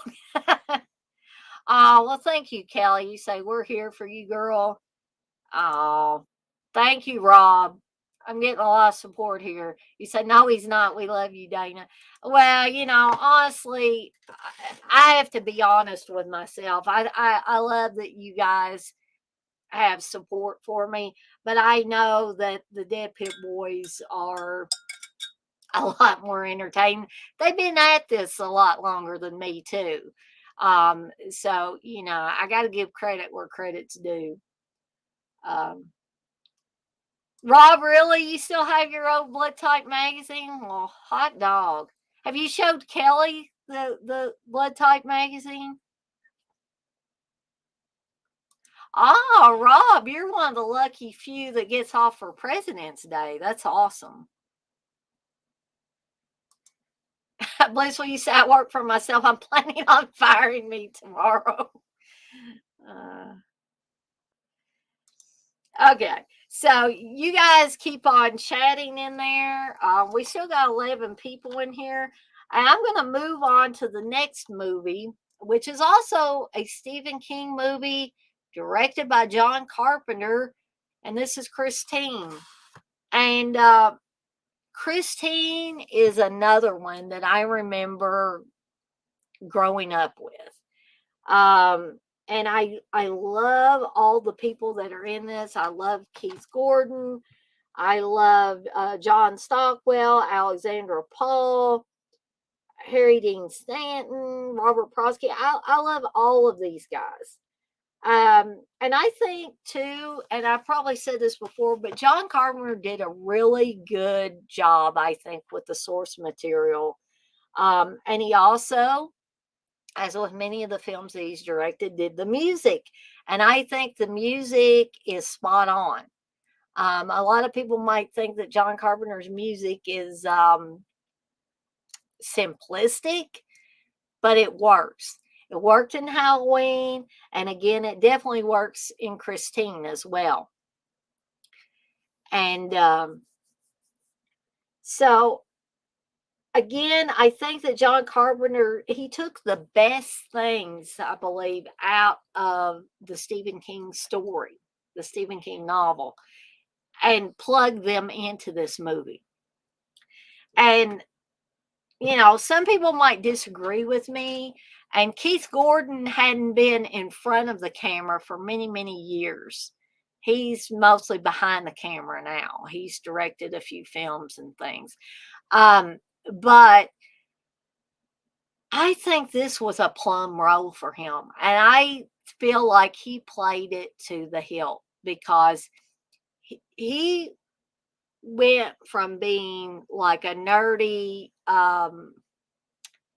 sweet, innocent high school guy, that, when guys get together, they talk kind of raunchy and stuff. But I love those scenes between him and his friend Dennis, played by John Stockwell. And I love the early interaction of him with Lee Cabot, Alexander Paul's character in the film. So that he's such a nice guy that when the car starts to affect him and essentially possess him, um,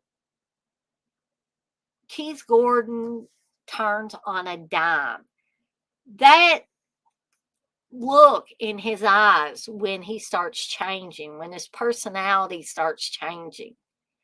I don't know what it is about Keith Gordon's eyes, but he could just turn on a dime and go from being a really passionate, really sweet guy to being a very dangerous guy that you really don't want to be around. And that is the mark of a masterful actor. And so, again, this is a movie that I remember watching. It was on heavy rotation in my household. Um, Something that's not so good of a memory about this, but the memory of watching the movie was good. Is before I was diagnosed with diabetes, I didn't know what I had. I didn't know what was wrong with me. I just knew that I didn't feel good a lot of the times. And this was one of the movies I remember watching during that time when I didn't feel well. And it soothed me though during that time period because even though I was weak and didn't feel good and I knew something wasn't quite right, this movie kind of took me away from all that. So that was the good part of it. Um, and so I don't want to bum us out too much talking about when, right before I was diagnosed with diabetes, but I would recommend Christine to anybody. You can see how much I love this movie because I now have it on 4K. So, yeah, I'm getting ready to move on to the next one, which is also going to be a Stephen King related movie.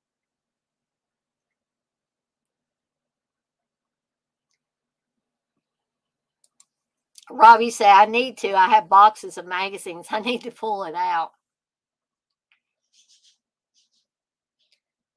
So you guys, Rob, you and Kelly like Christine as well.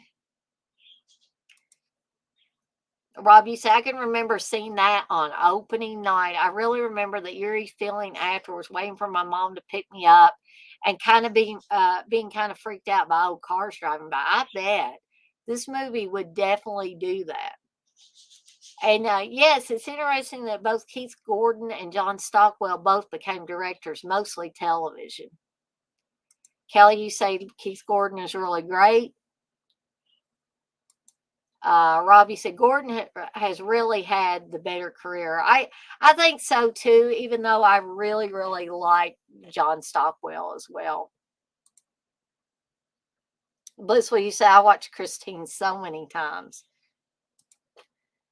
So it is good to see, excuse me, that we have a lot of Christine and Stephen King fans in here, because moving on to the next one is Creep Show.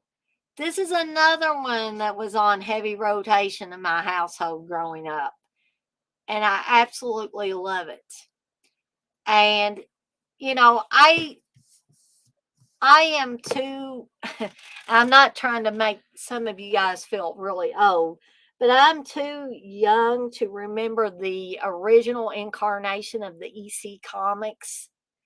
But like when they were revived, I definitely would grab those off the magazine and comic book shelves.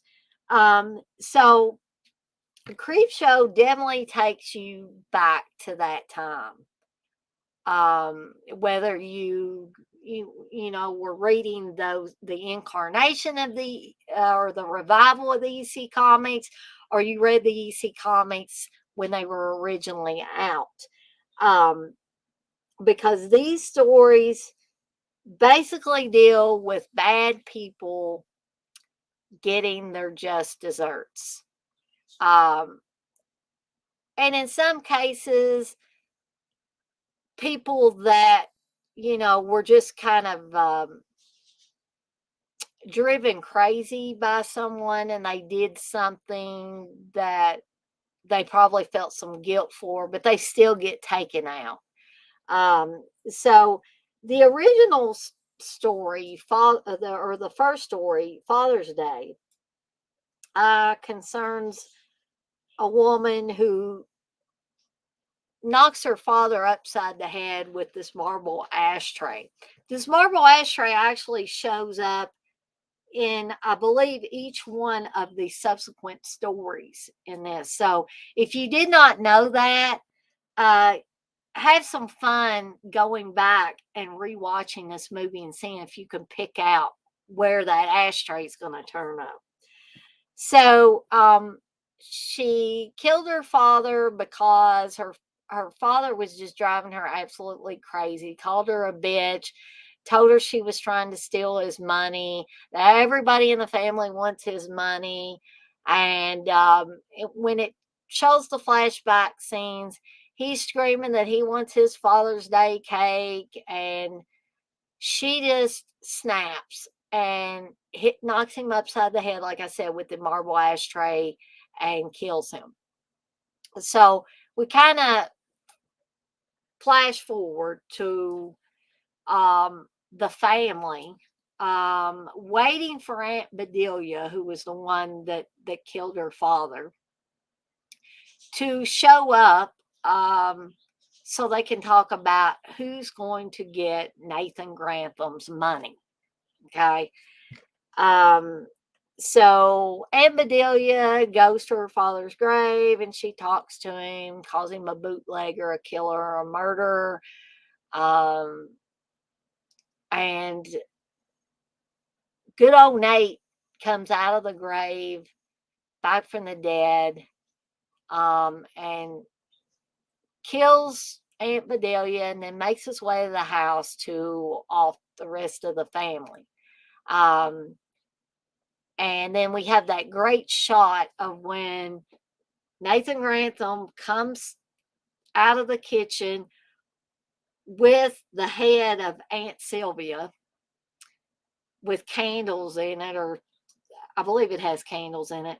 And he says, "It's Father's Day, and I finally got my cake." And then you flash on the two family members that are left alive, and they, oh, like that. And then it fades seamlessly, I think, into the comic book look to it. And so, excellent way to kick off the Creep Show film. Uh,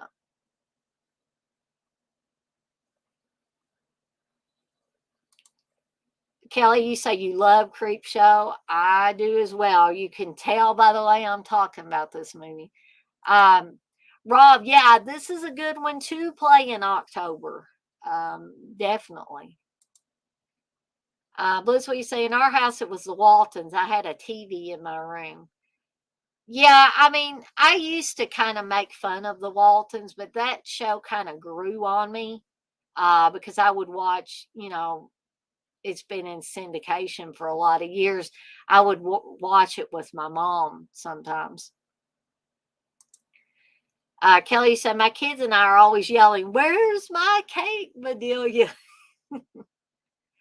Rob, you said you saw this opening night too. Well, you lucky dog. You got to see a lot of these cool movies opening night. You finally bought yourself a Nate mask. I don't think I have a Nate mask. I have some masks that I bought at one time, but I don't think the Nate mask was one of them. But I would like to have one. Yes, Rob, you were right. And I actually have that too. Sleepy's Making of Creepshow documentary is great too. It's actually on YouTube. I think I actually have the Blu ray of it. So you have another story with Stephen King playing like a country bumpkin type of character where a meteor lands and he thinks, oh, I'll take this and I'll get a lot of money for it. The college will give me a bunch of money for it. And he tries to cool it off because he burns himself on it. And so then he gets a bucket of water, it breaks open, and some green goop comes out. And he's like, "Oh, Jordy Verrill, you luckhead," which is something that he keeps saying throughout the film or the story.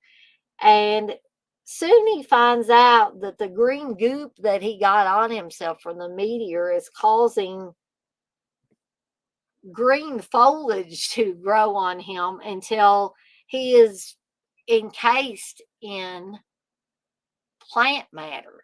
And he basically kills himself at the end of that episode. But I think Stephen King was perfect to play this country bumpkin character. He really, I thought, played it to the hilt. And I liked that episode as well.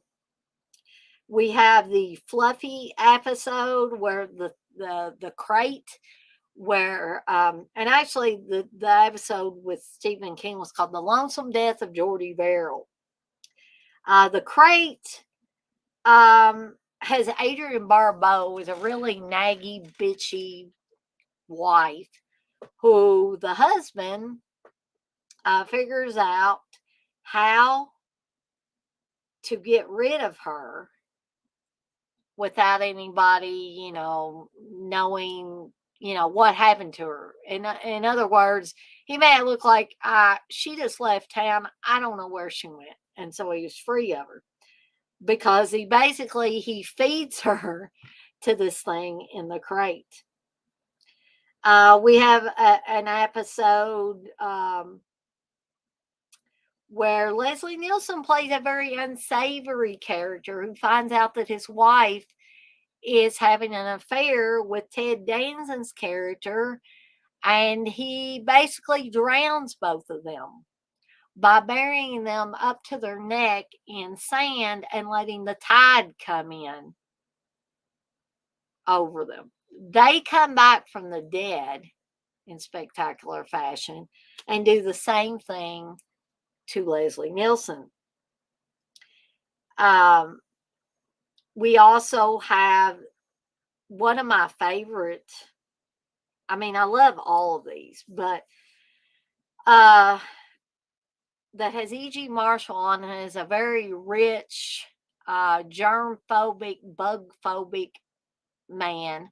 He's a very unsavory character too, and basically gets his just desserts at the hands of some cockroaches in the segment. They're creeping up on you. Um, so this was directed by George Romero. Um, Basically, Stephen King did the stories and or the screenplay with the stories included, and George Romero directed it. And that is Creep Show. And if you've never seen Creep Show, I would highly, highly recommend it. Rob, you say I'm 54, so I was exactly the right age for all of these movies when they came out. My folks would drop me off. Yeah, yeah, you would have been exactly the right age. Blissful is 53. Robbie said, I was amazed to find out there are people who are critical of King's performance, and I think it's absolutely perfect for the mood of the film. I do too. And even Stephen King, I don't have Creepshow 2 in my stack currently, but the character he plays in Creepshow 2 of the truck driver, I thought that was excellent as well.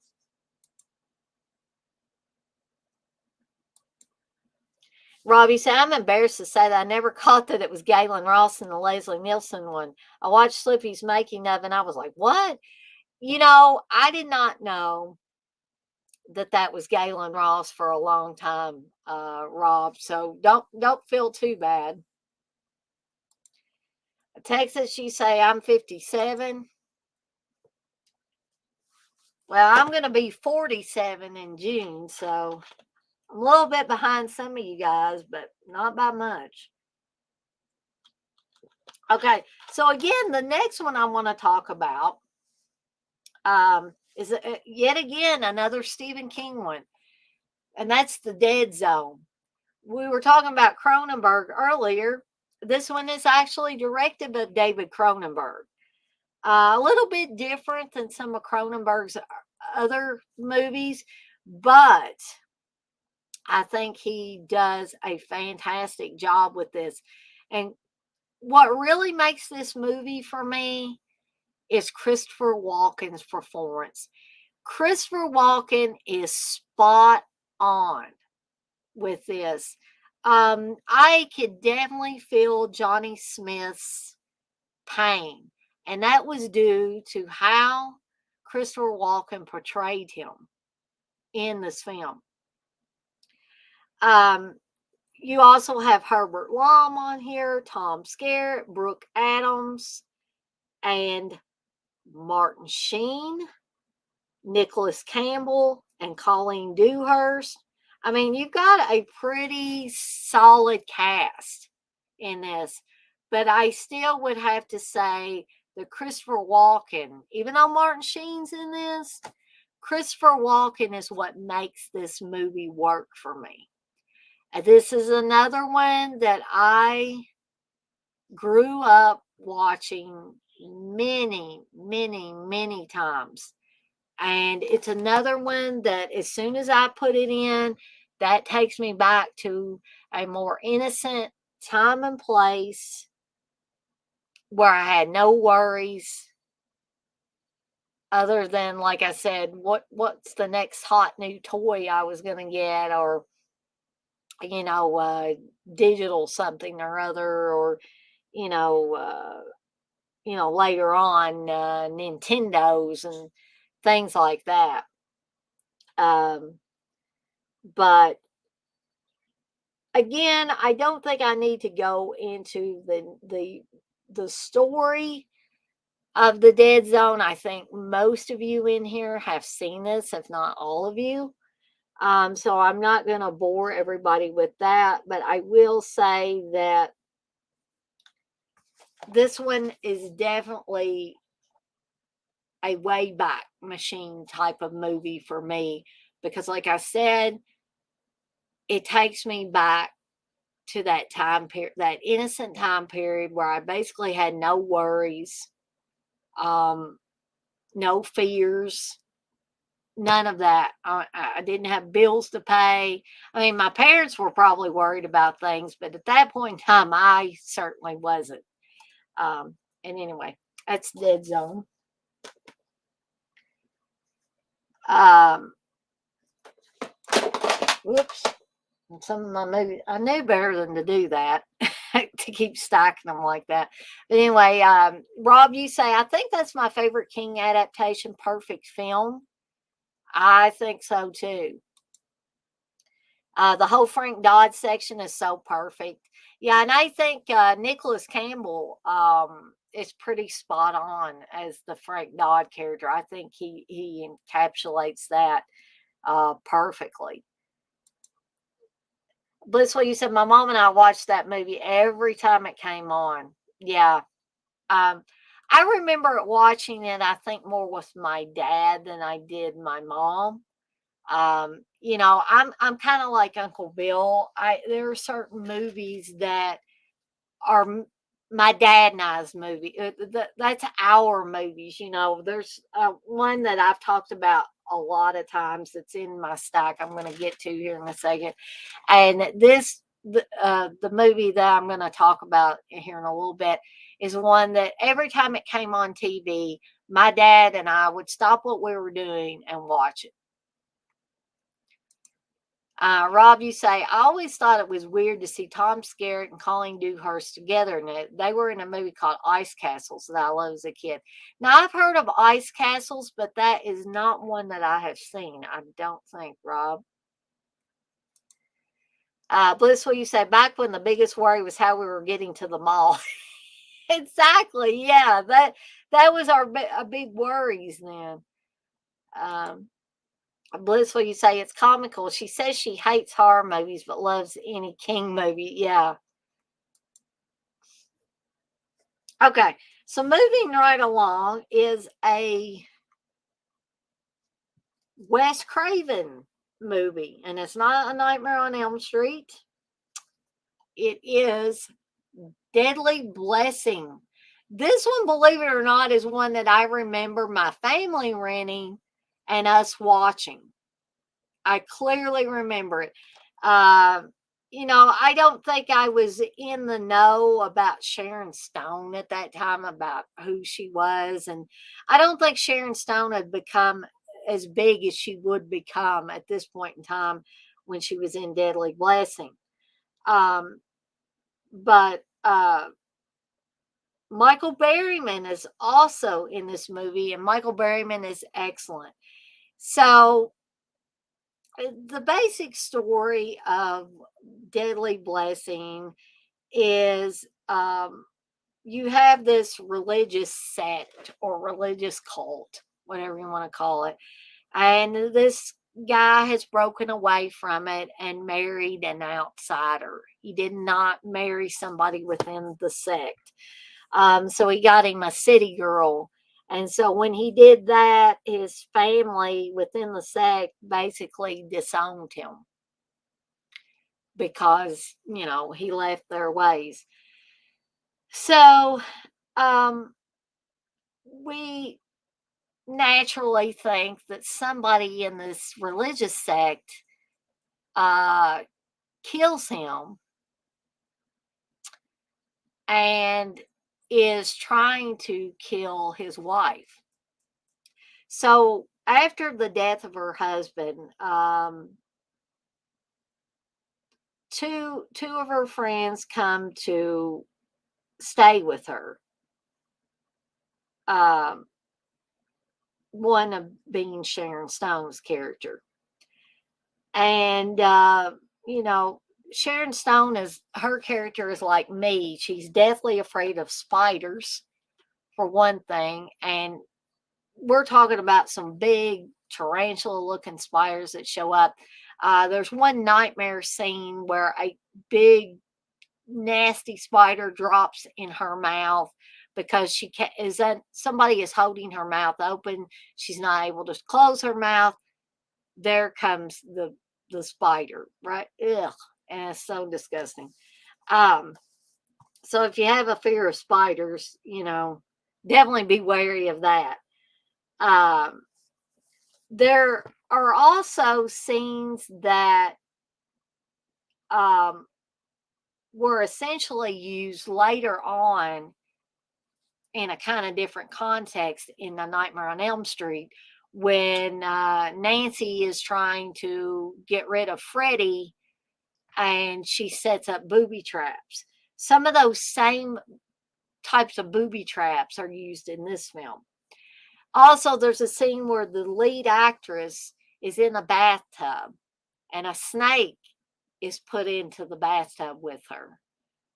But the way the shot is set up, you can definitely tell if you've seen Deadly Blessing, you've seen The Nightmare on Elm Street, the scene where Heather Langenkamp, Nancy, is in the bathtub relaxing.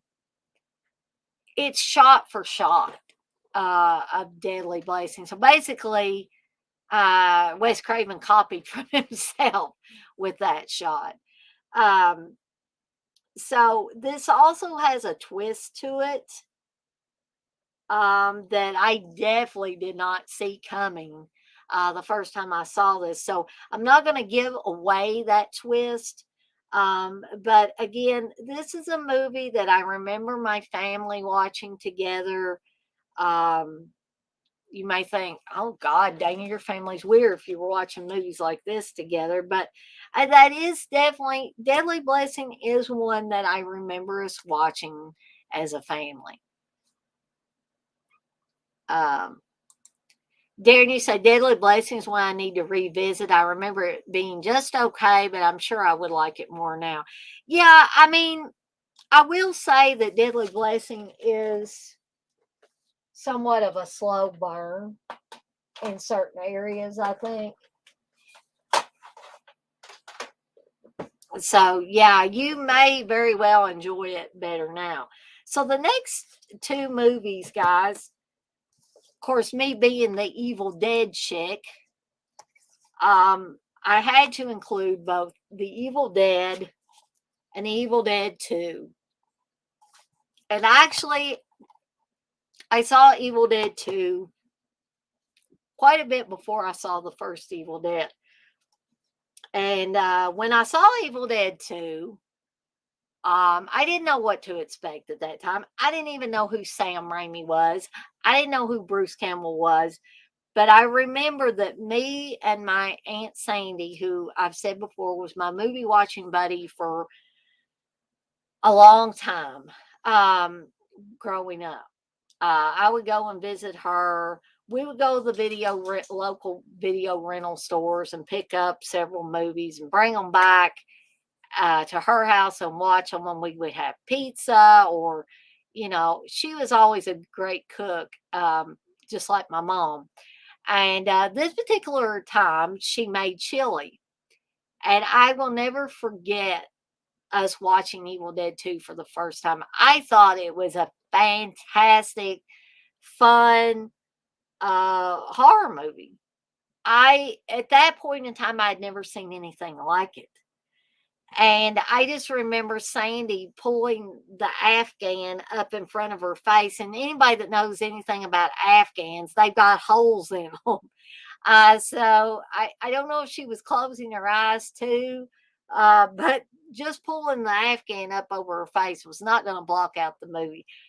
But I do remember her doing that several times and like, ooh, ooh, and she was trying to eat her chili. And um, so that is a really fun memory that I have from the first time that I saw Evil Dead 2. And Evil Dead 2, I don't think I need to go into the entire plots of those movies for you. I'm sure that most, if not all of you, are aware of these movies. Now, when I began to discover who Sam Raimi was, who Bruce Campbell was, who all these guys were that made my beloved Evil Dead 2, of course I had to go back and watch The Evil Dead.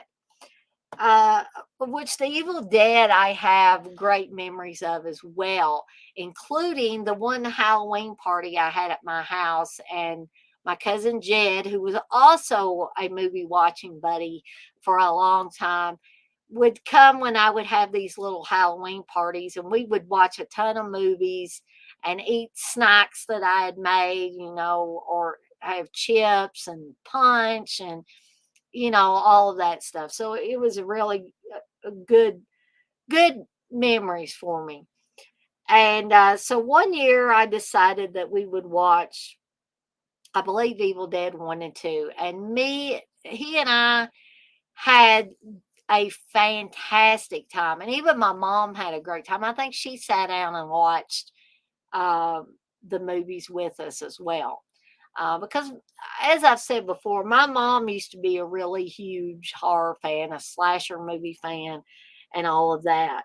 Um, so again, guys, I'm trying to go through these a little bit faster, so that I don't keep everyone, including myself, up too late, for those of you that aren't off for President's Day. But if you have never seen, by chance, Evil Dead or Evil Dead 2, I highly, highly recommend these. And again, I have fantastic memories from my first time watching those. So the next one is one that I was finally able to get on Blu-ray, from Vinegar Syndrome, and that's Evil Laugh. This is another one I remember being, not a blind buy, but a blind rental, pretty much, because this was back in the time when my family hadn't had a VCR very long. I've told this story before about us being late adopters to having a VCR in our home. We didn't get the top loading ones. We got the ones where you push the tape in from the front. So Evil Laugh was one that I discovered at one of the local video rental stores, and we took it home and watched it. And I remember, some people might think it's kind of hokey, but with the killer having that laugh that they have, when they're going to kill somebody, or just after they've killed somebody. But I remember it being very creepy. And even years later, after that initial watching, I still find it creepy. And the creepiest scene for me in this movie is when the young people are cleaning up the house that used to be an orphanage where some young children and babies were killed by somebody named Martin. Um, they're cleaning and they find a tape in a cassette tape. Remember cassette tapes, guys? In a little plastic baggie in the fireplace. So they go to put it in their little boom box or whatever, and then they notice a guy they've been looking for since they got there, Jerry, who, if we watched the beginning of the movie, we know Jerry's already been dispatched, but they don't know that. So they saw his car when they first got there, but they didn't find any Jerry. So they put the tape in the boom box, and they press play. And you know how there's a little bit of silence usually before the tape actually starts. So I think it's Barney that comes in there and says, "Hey, Jerry's car's gone." Um, and they all run outside. Once they get outside, once they hit the door, the tape starts playing. And you hear a voice say, "The children are dead. The children are dead. Oh my God. Uh, why, Martin? Why?" And it's flashing to a bloody axe and things like that. And I just found that scene to be very, very creepy, much more creepy than any other scene. I mean, the rest of the movie seemed to be pretty much standard slasher movie fare, but that one scene really stuck with me over the years, and I still find it creepy.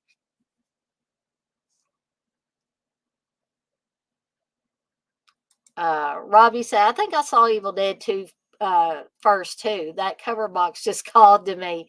Yeah, with the skull on it and everything. Yeah, and it's saying Dead by Dawn. Yeah. That I think that was what caught my eye as well. You say it's still one of my all-time favorites. Oh, I would agree, Rob. A great double feature is Evil Dead 2 and Texas Chainsaw 2.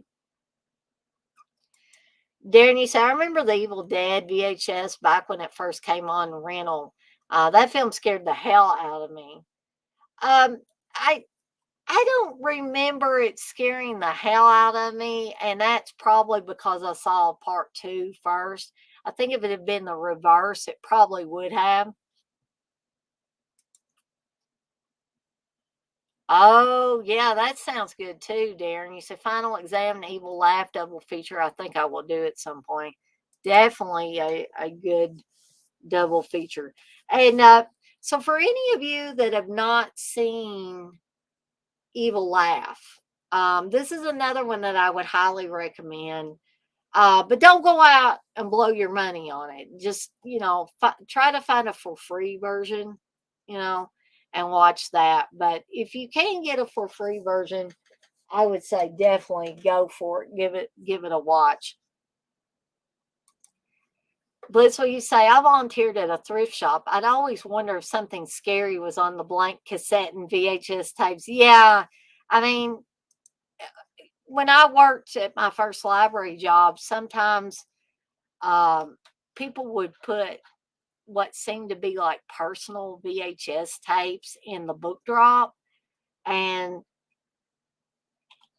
they would never come and reclaim them. Of course, they didn't have any name on them or anything like that. And sometimes we would keep them in the lost and found for a little while in case somebody came and wanted to reclaim them. But I think there was one that one time, like we were too scared to put it in, but we weren't sure if it was like maybe a porno or something like that. I forgot what the title was on it at that point in time.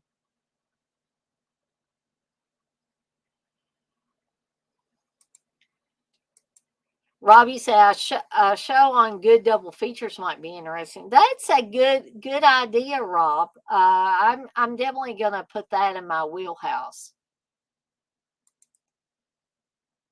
So Texas, you said the watch along I did of that was great. You mean for Evil Laugh? I had fun. Um, I had fun with that one. That's what you said. We had to throw them out. Robbie said, when I worked at the video store, we had someone recording porn in the middle of kids' movies. That was a fun time to work there. People were pissed. Well, Rob, I don't know if you've ever heard me tell this story, but you saying that reminded me of when I was still working my first library job. I donated a bunch of horror movies to the library when I got them on DVD.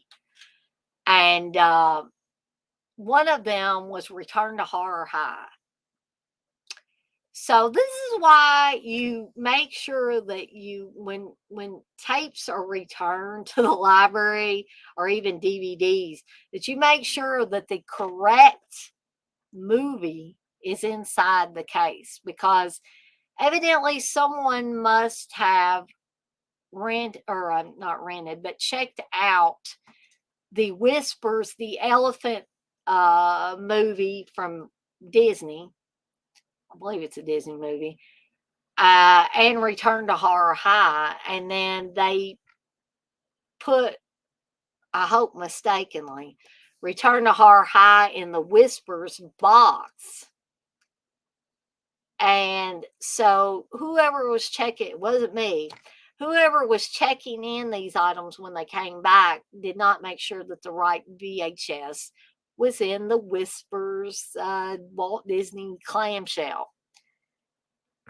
It ended up back in the children's section. So somebody else picked out Whisper or Whispers and didn't pay any attention. Somebody didn't pay attention when they checked it out. Oh, whoa, this is Return to Horror High.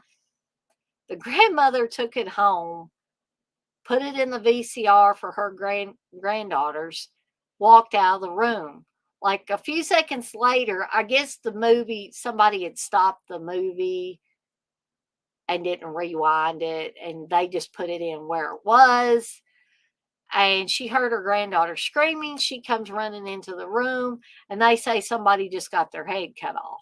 So here is, and this grandmother was very pissed, even though she just blindly put the tape in there and didn't look. There were plenty of chances for people to see that this was not the movie that they thought they were getting. But yeah, she was pretty pissed at that. Yeah, we'll talk about a Disney nasty. Yep. Rob, you say LOL. We also had a driving Miss Daisy and the X-rated riding Miss Daisy mix up. LOL. Little old lady ended up taking the porto home on accident. Ooh wee man.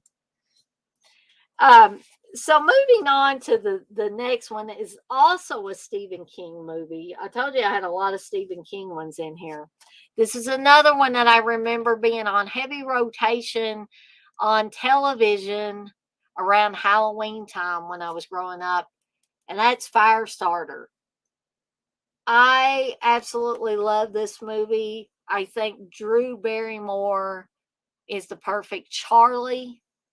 Uh, And I think the dynamic between Drew Barrymore and David Keith in this movie is fantastic. I could really believe that he was the father of Drew Barrymore's character in this. Um, this also has Martin Sheen in it, George C. Scott's in it, Art Carney, Louise Fletcher, Heather Locklear. I mean, this is a pretty stacked cast as well. This is directed by Mark Lester. Again, this is a movie. I don't think that I need to give the complete rundown of the plot for you.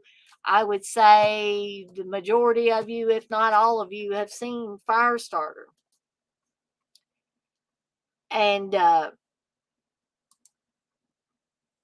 yes, Rob, George, I'm glad you brought that up. You say, I really like that one too. It gets a lot of unnecessary hate. George C. Scott is scary. Yes, George C. Scott is very scary in this movie. And George C. Scott is another guy that I've seen him play very benevolent characters. I mean, like for instance, the Changeling.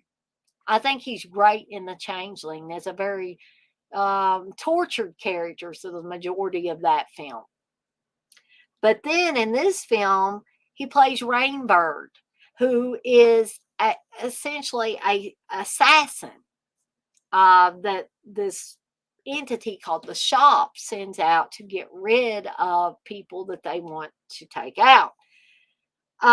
So we know that, but Drew Barrymore's character does not know that. So when the Shop captures her and her father and separate them, George C. Scott's character of Rainbird poses as a janitor and gains the trust of Charlie. But there's one scene where she gets sleepy and he puts her to bed and pulls the covers up to her chin and all that stuff. And in her sleepy state, she envisions that her father is there and and he says, "Good night, kid," to her. And she says, "Good night, daddy." The smile that spreads across George C. Scott's face is terrifying, absolutely terrifying. And I'm sure that Rob knows that scene inside and out. Kelly, you say he's scary and everything. Yes, Rob, he is a great actor. Kelly, you say he's very intimidating to me in almost everything. Loosely say, did the little old lady get a late charge? And you say he is very intimidating. So, again, I'm not going to go into an entire plot synopsis or plot breakdown for Firestarter. Again, this is just one I remember growing up. I remember it being on heavy rotation, like I said, on television. Actually, in my neck of the woods, it was Channel 44 that would show these types of movies. And generally around Halloween for several years, Firestarter would play, Silver Bullet would play. That unfortunately, that wasn't one that I pulled this time. But if I do like a two-parter, which I'm really wanting to do, then I will definitely make sure that I pull that one. Robbie said yes, great scene. Robbie said, I like to think the little lady was like, no wonder this one best picture. Okay, so moving right along, um, is another one that I really have fond memories of the first time I watched it, and that is, and if you're not sure because the title's not on there, this is Fright Night. There we go. Um, and believe it or not, I remember my parents used to hang out with another couple a lot when I was growing up, and they invited us all over to watch Fright Night. And this was, I guess, in the early days of when it was a rental. And so I got to watch it with the adults, and their older son, the other couple, he got to watch it.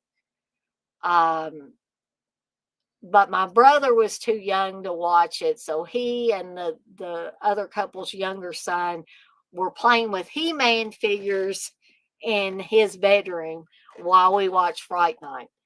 Um, but I don't know if it was partly because I felt like I was a big kid now. I was getting to watch this rated R movie with my parents and these other adults and their oldest son.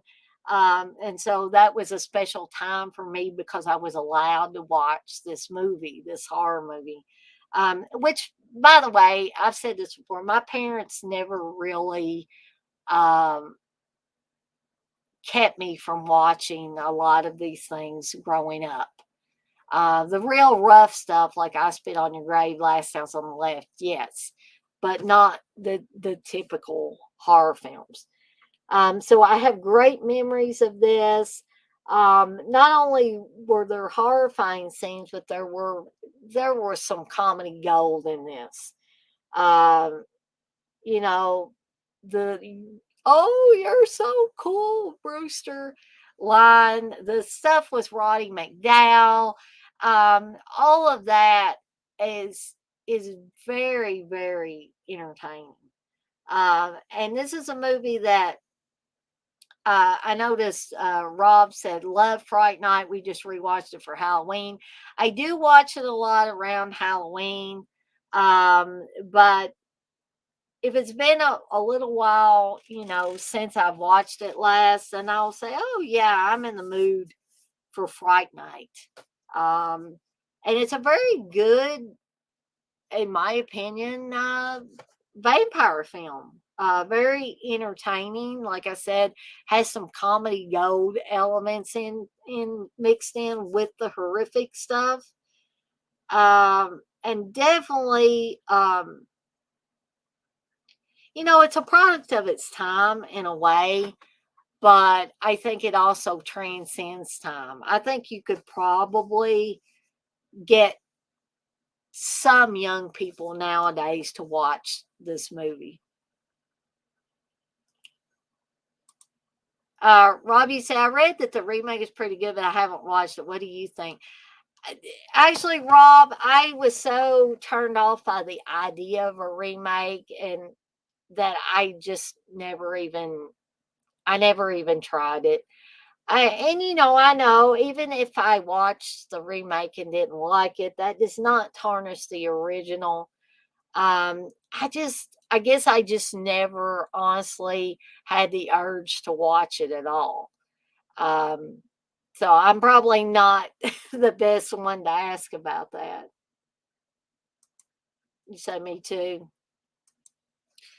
So, moving right along to is the movie that I said, and I've talked about this before, that my dad and I would just drop what we were doing. Anytime this came on television, we would sit down and watch it together. This is me and my dad's movie, and that's Jaws. And I've heard Uncle Bill talk. I know he's not on here with me now, but I've heard Uncle Bill talk about several films that he watched with his dad over the years. And growing up, he watched with his dad and has a specific fondness for. I know one that, excuse me, Uncle Bill talked about quite a lot, or when I started listening to Dead Pit about the end of 2008 into 2009. Um, it was Dawn of the Dead. And me and my dad have a fondness for watching Dawn of the Dead together as well. But Jaws was probably the first of its kind. The movie that, like I said, literally, me and Dad would say, "Oh, Jaws is on." Drop everything, sit down together, and watch it. And I was always a daddy's girl anyway, so any excuse to sit down there and watch a movie with my dad was awesome. Absolutely awesome. So Jaws is another movie that I don't feel like that I need to go into the plot of it. I mean, look, and that says it all about what Jaws is. Killer shark movie. Okay. Um and I did not, at the first time I watched Jaws, I didn't have any idea of the controversy behind the mechanical shark and how the shark never really worked the way it should. Hell, I was watching it and I was so wrapped up in the story of Richard Dreyfuss and Roy Scheider, and their characters in it, and the character of Quint, and just I was so engrossed in that even when the shark came so far up out of the water that you could obviously tell that it was not a real shark, that totally did not matter to me. It was the story. It was the story more than anything, and the three main guys' story of them interacting together and them pretty much being adversaries at first and then kind of becoming friends before the final act of the movie. And I'll tell you, one of my all time favorite scenes in Jaws is when Roy Scheider is chumming.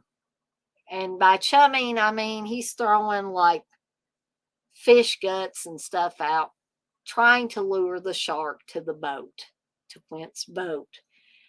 And he he's saying to Richard Dreyfuss's character,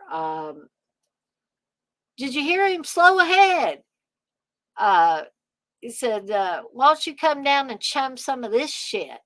And right when he says that, the shark comes out of the water. He looks at it and he's like this, and he backs into the area where Quint is at, and he says one of the best lines, "You're gonna need a bigger boat." And me and my dad absolutely love that. We also love, because my dad had seen Jaws probably with mom before I even got old enough to watch it with him. So he kind of tried to prepare me for the scene where the head shows up in the hull of the boat. And he's like, "Oh, this is going to get you, Dana. This is going to get you." And so that became a favorite scene of ours together. Um, and the other thing about this movie that is always very clear in my mind is how terrifying that first kill is. And some of you may disagree with me on this, but when the girl Chrissy takes off all her clothes and goes out in the ocean for a dip. And the boy that thinks he's going to go swimming with her is too drunk and he ends up passed out on the beach. So she's out there swimming alone and something comes up and pulls her down. When she comes back up and she's just like that. And then whatever this thing is, if you hadn't figured out it was a shark, starts swim just like it's underneath her and it's like it's moving her and she's like that. That is absolutely terrifying to me because even though you, more than likely oh, that's the shark, that scene is just so terrifying. And then she gets pulled out of the water and you don't see her anymore until what's left of her shows up on the beach a little bit later. Uh,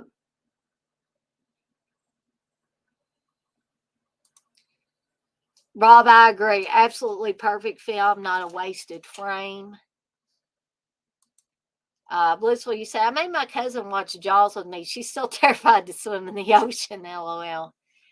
Robbie said, I was lucky enough to see it in the theater with my sister and then countless times on HBO. That was one of the first ones I remember the HBO premiere being super hyped up for.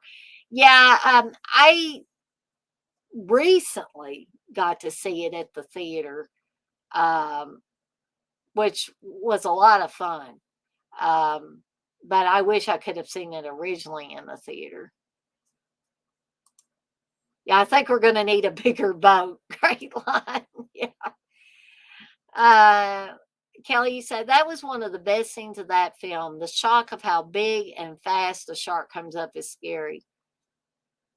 Uh, Wes, how did I know you were going to ask me this? Say, hey, Dana, what did you think about Steve streaming a dirty movie on our Twitch and getting us kicked off there? Um, Actually, I told Steve, I said, I bet Wes is going to be pretty pissed about that. And he didn't ever tell me if you were pissed or not. But if it had been me, I wouldn't have done it, especially on somebody else's Twitch. I wouldn't have done it, but I guess Steve just wasn't thinking. But it's a raw deal all the way around, I think.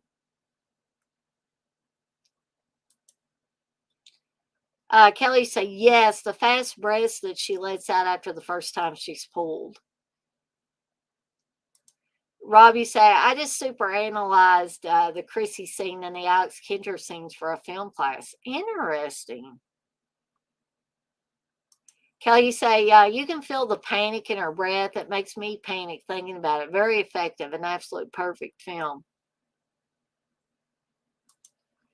Robbie said, I keep meaning to turn my paper into a video essay for my channel, but I'm too lazy to do things. LOL. That would be cool, Rob. I'd like to see that. So anyway, there is Jaws.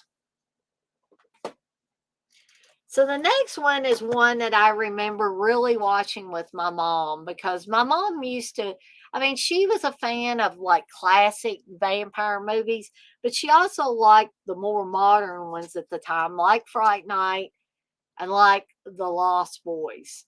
I remember she and I really, loving this and enjoying it and laughing at some of the scenes.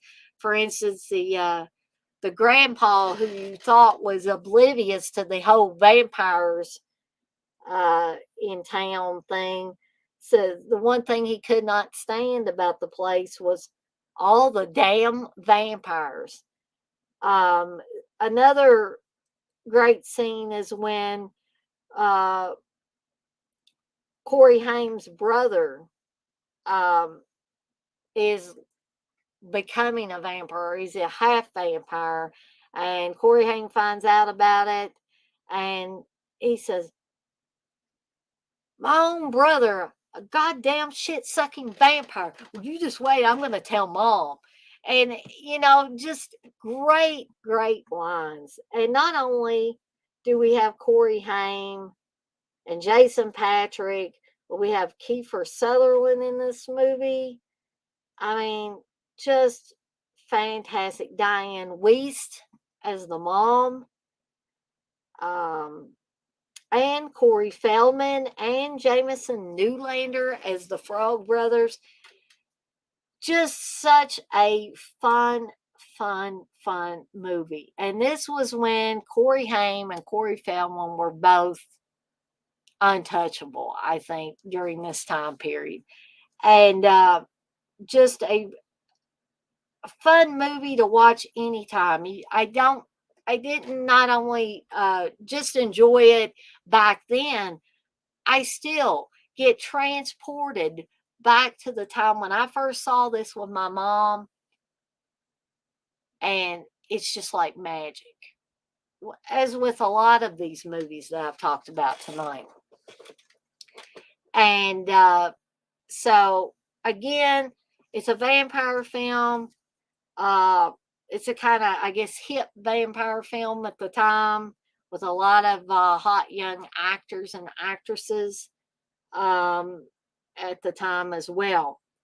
Um, but yeah, The Lost Boys, another great one.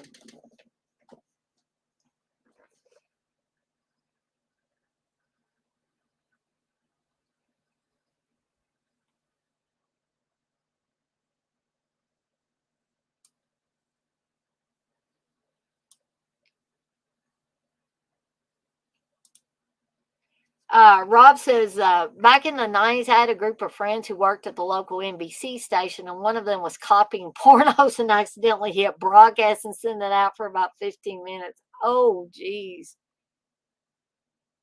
So the FCC came and interviewed everyone there. It was a bad time. Jeez Louise.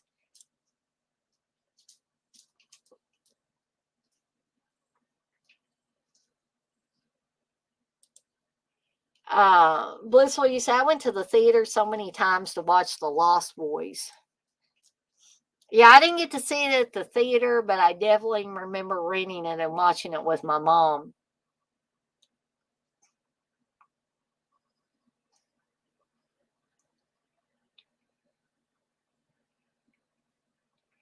Yeah, I'm gonna have to watch that Sean Clark stream that you guys are doing. I love Sean Clark.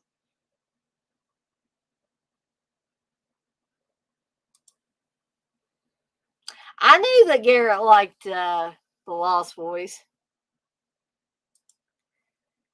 Kelly, you say Corey Haim's my first celebrity crush poster I had on my wall. I can't remember if I ever had Corey Haim on my wall. I had, several people. I maybe did because I used to get those all those teeny bopper magazines way back when. That's what you say. My first celebrity poster was John Taylor from Duran Duran.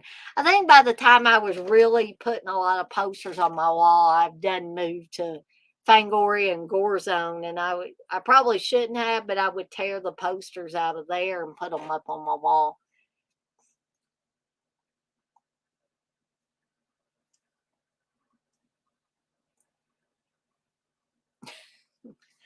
So moving right along, we've got three more left in my stack to cover. This is another Stephen King movie, Maximum Overdrive. Maximum Overdrive is one that it used to get a lot of hate. I don't know if it maybe people have mellowed over time about this. They were also really hard on Stephen King's directing style for this. But I always found this movie fun. This is another one I remember watching with my dad. We rented it and watched it. I remember all the cool AC/DC music in it. This one was just a really fun movie for me.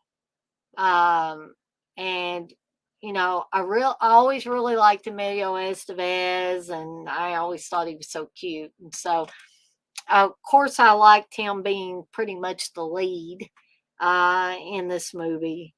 I also really love that Green Goblin face uh, on the truck.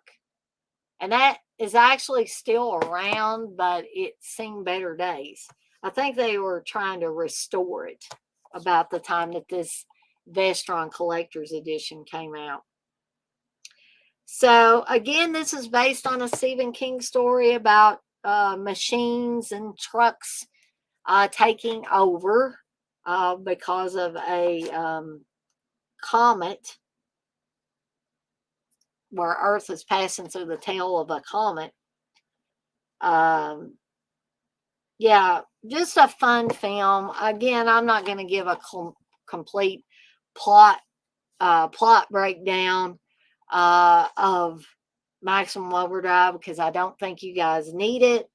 But definitely one that I go back to quite often. This seems to be too a summertime type of movie for me as well.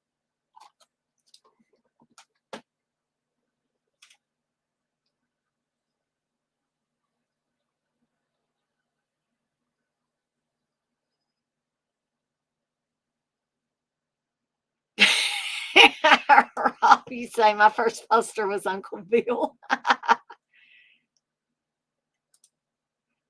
Kelly, that's a good idea. You say that's an episode we could do, Dana. Early celebrity crushes and what they were in.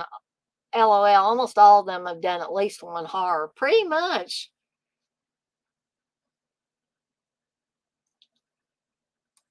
Texas, you said my first poster was Charlene Tilton.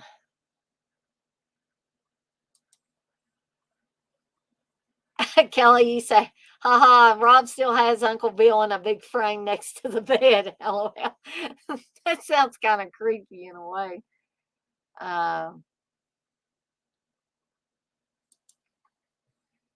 Wes, you say, just wanted to share. I saw some weird shit tonight in Walmart. Evidently, they started selling sex toys. Jeez. Well, I guess I'm not going to have to go to the specialty stores anymore. I'm just kidding.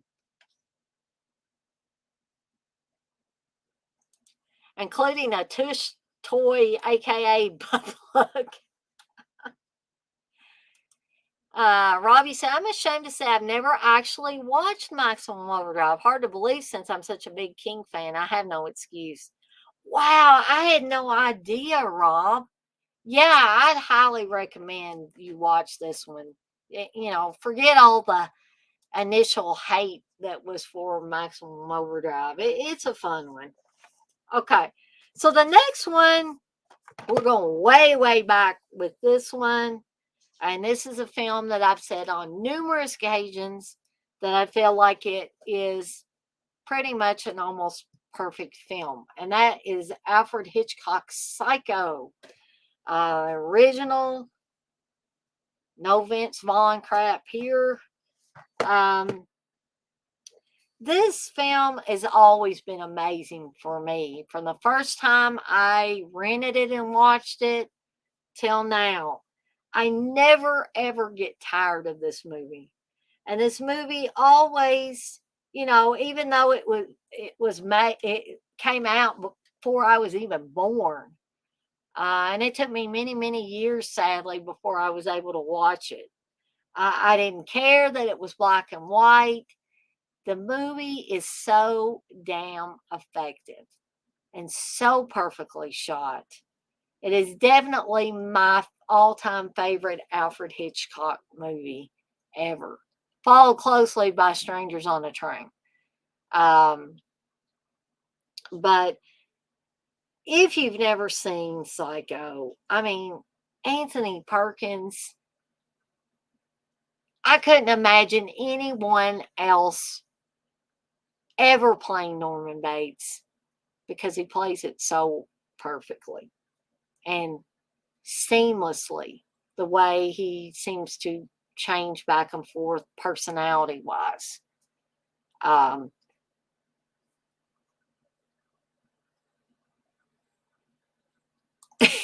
yeah, you say special Walmart $5 bin of sex toys next to the DVDs in the middle aisle.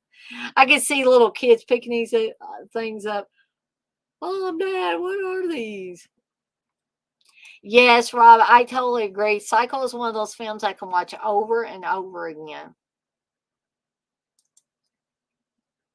Blissful, you say we had a slight riot at the local farm supply store sale on cheap boots, life in a small town.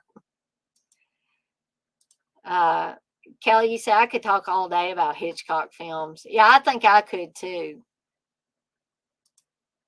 Rob, you say I first saw Psycho on a double feature with Eraserhead when I visited my sister at her college in Colorado. That was real influential night for me. I bet. And what a fantastic double feature, Rob. Psycho and Eraserhead.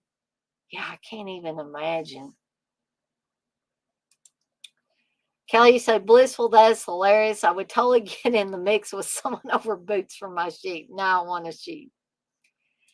Okay, so moving right along to the last one in my stack is The Stepfather, starring Terry O'Quinn.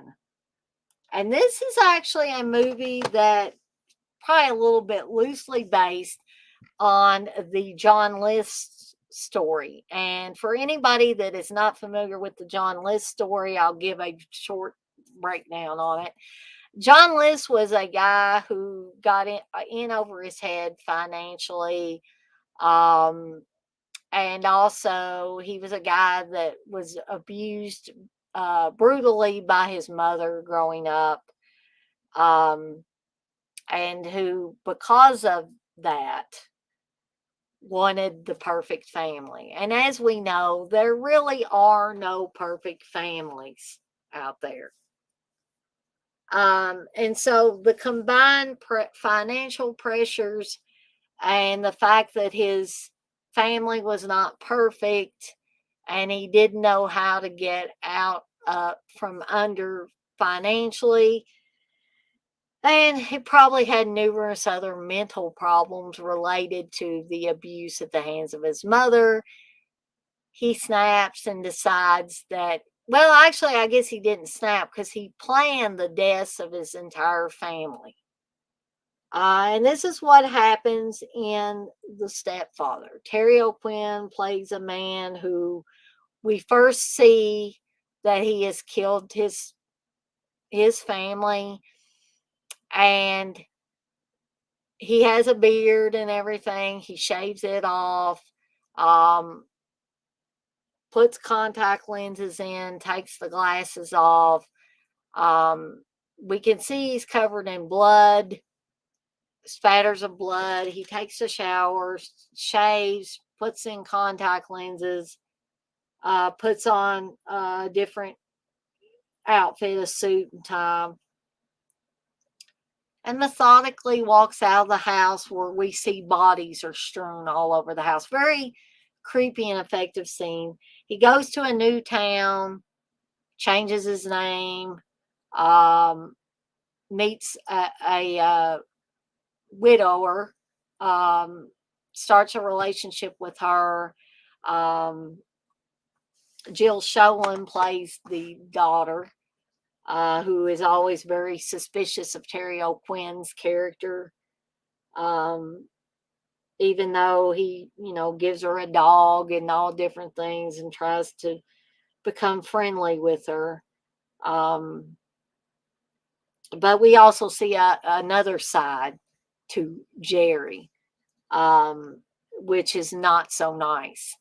And Jerry is slowly starting to unravel and is wanting to kill off this family because they don't, essentially, they're not making the cut for him. Um,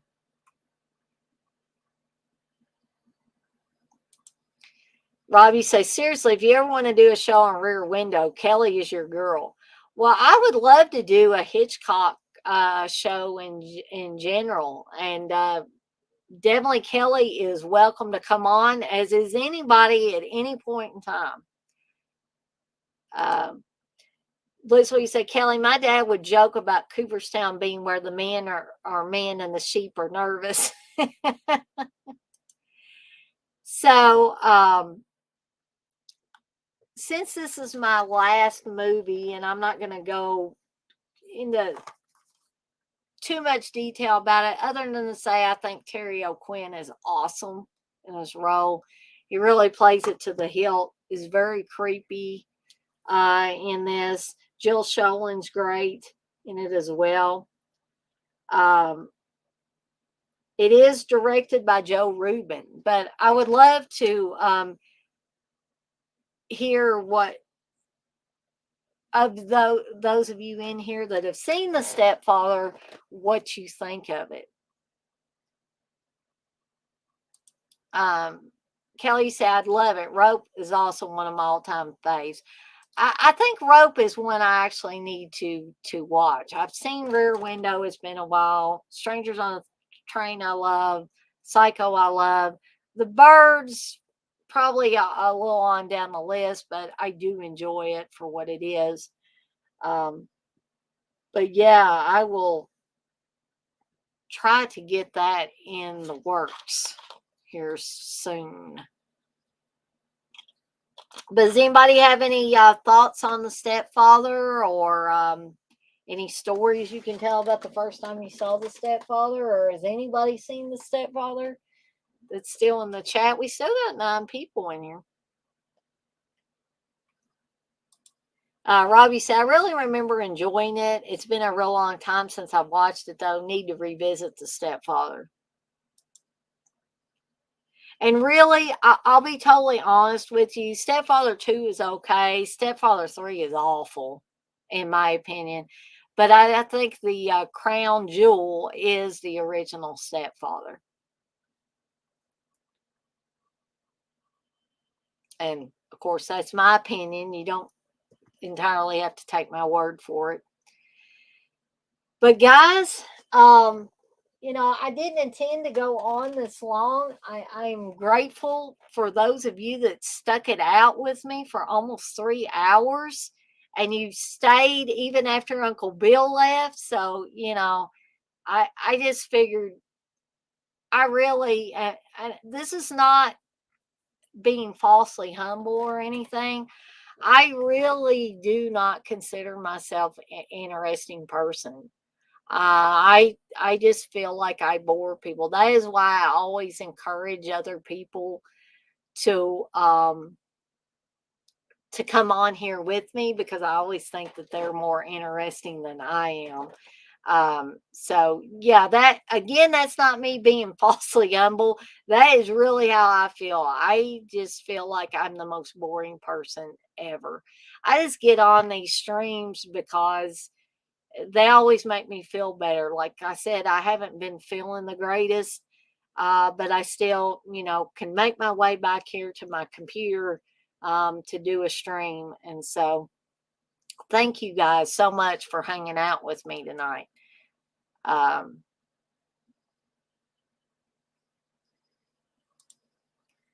Robbie said, thanks for the stream. Glad we caught you. Well, I'm glad you guys stopped by. You and Kelly stopped by, Rob. I hope you have a good night too, and enjoy your day off too. Kelly said, girl, I think I'm boring, but I just keep talking anyway. Yeah, I generally catch myself going on and on, even though I consider myself boring. Robbie said, no, you're not. We really enjoy your show. Well, thank you. I appreciate it. Thank you, Rooster. You said great stream. Thank you, Kelly. You said we love your show.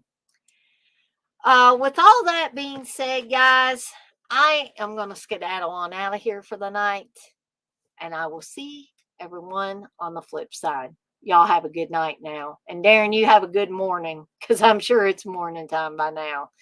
Have a great night, guys.